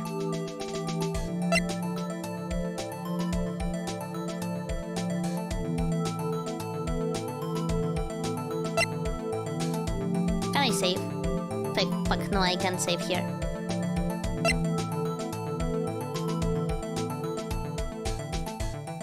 Was there a pool of blood? No, there wasn't. But I'm not sure what to present. The photo? Most likely the photo. There's no blood on the floor. Take that! The problem lies in the footprint. The footprint? Note that the bottom of the victim's shoe is covered in blood. Then, isn't it strange? Why weren't any bloody footprints found by the scene of the crime? As you can see, there was no traces of any such footprints at the scene of the crime. That contradicts your claim about the shoe. Objection! This picture only shows part of the floor, so there could have been bloody footprints. Objection! Then where are they, Mr. Edgeworth? Because we checked the scene and found nothing of the sort. Order! Order! Order! Well, witness? What? Huh? What are you doing, Mr. Wright? But it's true that the lack of a footprint is a contradiction. But then we have to ask why there wasn't a footprint. Oh, that's true. There has to be a reason why there wasn't a footprint. Think, Mr. Wright, think. Hey, I don't know why it's not there. I'm just good at finding contradictions. What?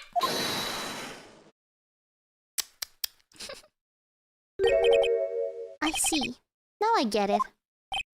Get what? Our witness is more devious than I gave her credit for. We were hoodwinked till the very end. But she slipped. There is one vital hint to the truth in her testimony. What are you talking about? Think back to when she told us about apprehending the suspect. The chief prosecutor tried to resist, but her efforts were in vain. She knocked my hands aside, kicked over an oil drum. Oh, she's beautiful but deadly. A predator, this one. A leopard woman. Alright.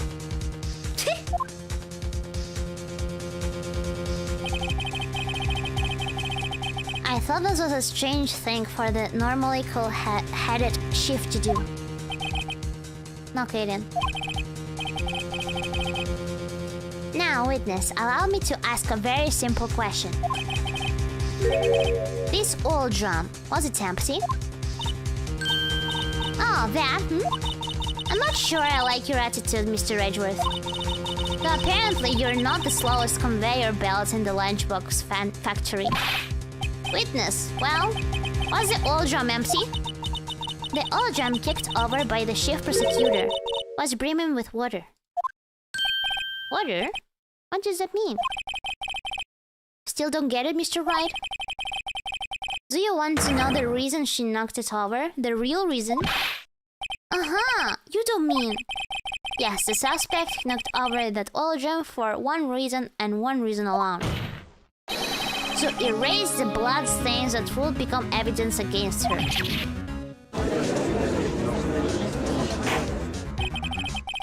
That ties things up quite nicely. The blood stains left on the victim's shoes tie her quite clearly to this murder. Then, after the deed was done, she knocked over the oil drum and to erase the telltale signs. Why, that's a prosecutor's specialty, erasing evidence. That reminds me, Miss Sky's right hand was hurt. Didn't she say she'd cut herself when she stabbed him? So that's when my sister's blood got on the shoe? Well, I see no reason to prolong this trial. Mr. Ryan, do something, please! What? What can I do? Your sister has confessed to the crime and she tried to conceal it. But... enough. There is no need for further debate. The verdict, Your Honor. Very well. But Angel Star is on the prosecution side. She could have been lying about the water. This court finds the defendant, Miss Lana Sky. Hold it! It always happens. Little girl, what did you just say? Huh? Me? Did you say that I, Angel Star, was on the prosecution side? Well, yeah, you are. You're saying my sister hid evidence by erasing the bloody footprints. Well, I thought you'd had your fill, but here you are demanding a second helping. I'm not a lunchbox. A lunchbox tells evidence. Wait, witness, don't tell me you have something else. The time for deliberations is past. Any further comments and you will be held in contempt of court. Your threats don't scare the cough up queen. Look at this. A photograph. Wow. I had it just in case anyone had the call to suggest that the white show didn't belong to the victim. I see no room for error with this evidence. Mr. Wright, wait! Look at the asphalt in this photo. Hey, it's clearly wet! Crazy. Erasing the last trace of doubt from the court's mind. Immediately after the murder, the crime scene was washed with water. I'm sorry, Mr. Wright. I guess I couldn't help after all. It's not your fault. I knew I couldn't win this case from the beginning. And it seems this is what your sister wanted anyway.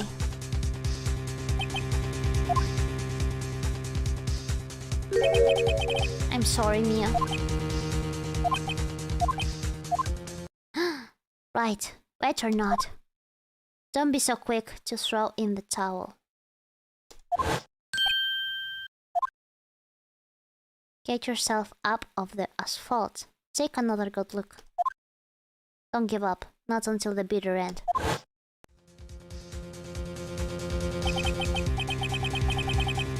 This is the last piece of evidence. Very well. This time I'd like to declare a verdict for good. Objection! Slam! Your Honor, wait! That is it with you people. Can't I hand down my verdicts in peace anymore? Whatever it is, can it wait? No, it can't! Then it would be too late. Look at this photograph. The last one submitted. This trial isn't over until we give each piece of evidence proper consideration. So, right. Are you saying there's a problem with that latest piece of evidence? Yeah! I'll think later. Yeah, there is a problem. Right or wrong, I've got to ahead with this. I suppose since we've come this far, we should give every claim a fair shake. Very well, Mr. Wright. Show the court the problem in this photograph.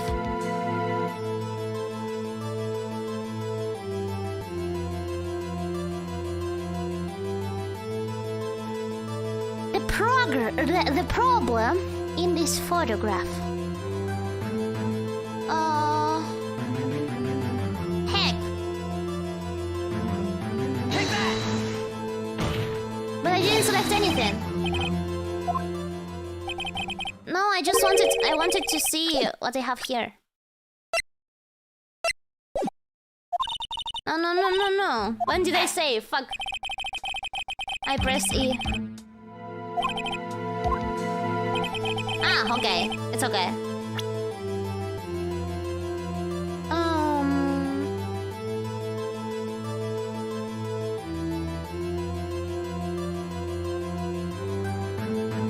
Why was there blood on the shoe?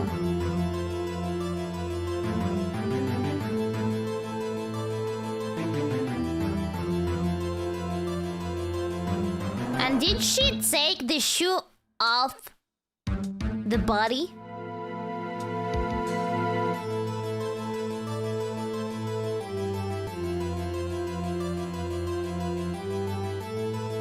Everything is gray. I mean, yeah. In the pipe, yeah. I looked at this. Why is that there?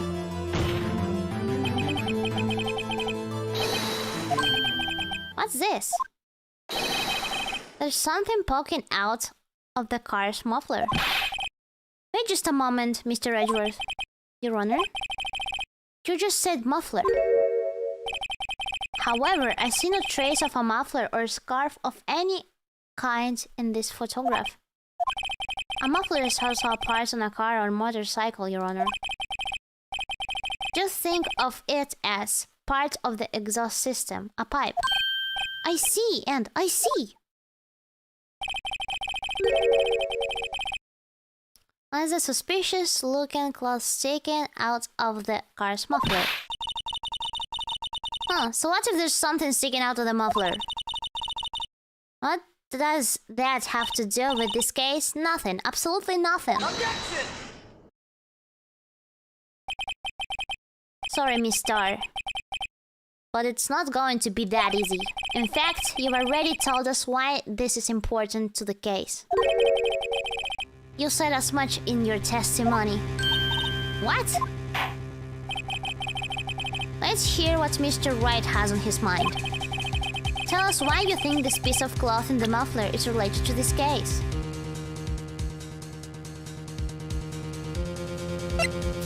Because of the call, right? The word muffler was overheard during a call made to Emma at 5:18. Take that! Miss Starr, I recall your testimony for the court. Ah, yes, when I arrested her, she mentioned the muffler. That's what had me confused in my earlier testimony. Muffler? Ugh. Ugh. Could it be that the muffler you heard mentioned was actually this exhaust pipe? If so, that means this piece of cloth is vital evidence.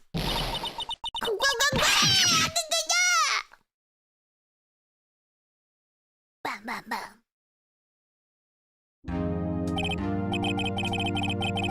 Well, it seems we will have to suspend the proceedings.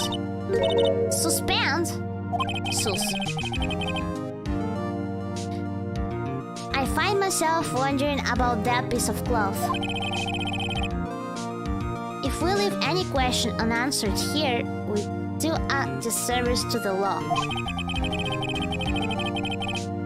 Have the car at the crime scene inspected at once and bring me that cloth. The verdict will wait until after we've seen all the evidence. Agreed? I suppose so. Phew. That was close. But we made it. At least for now. This court will adjourn for a 30-minute recess. It's lunchtime after all. Are you still hungry? Are you still hungry? Oh, to be continued. 4 hours. Yes, save. Okay. We'll leave it here for today. This case is certainly long. But it is very interesting. Ooh, and we didn't lose. Nice! I feel like I'm using my big brain just well in this case. Yeah, cool! Are you liking this case? Have you played Ace Attorney before? I'm always asking that, but like I assume there's always like new people watching who maybe haven't played Ace Attorney before. So I'm curious. Are you liking this case? Are you liking it? I think it does seem interesting.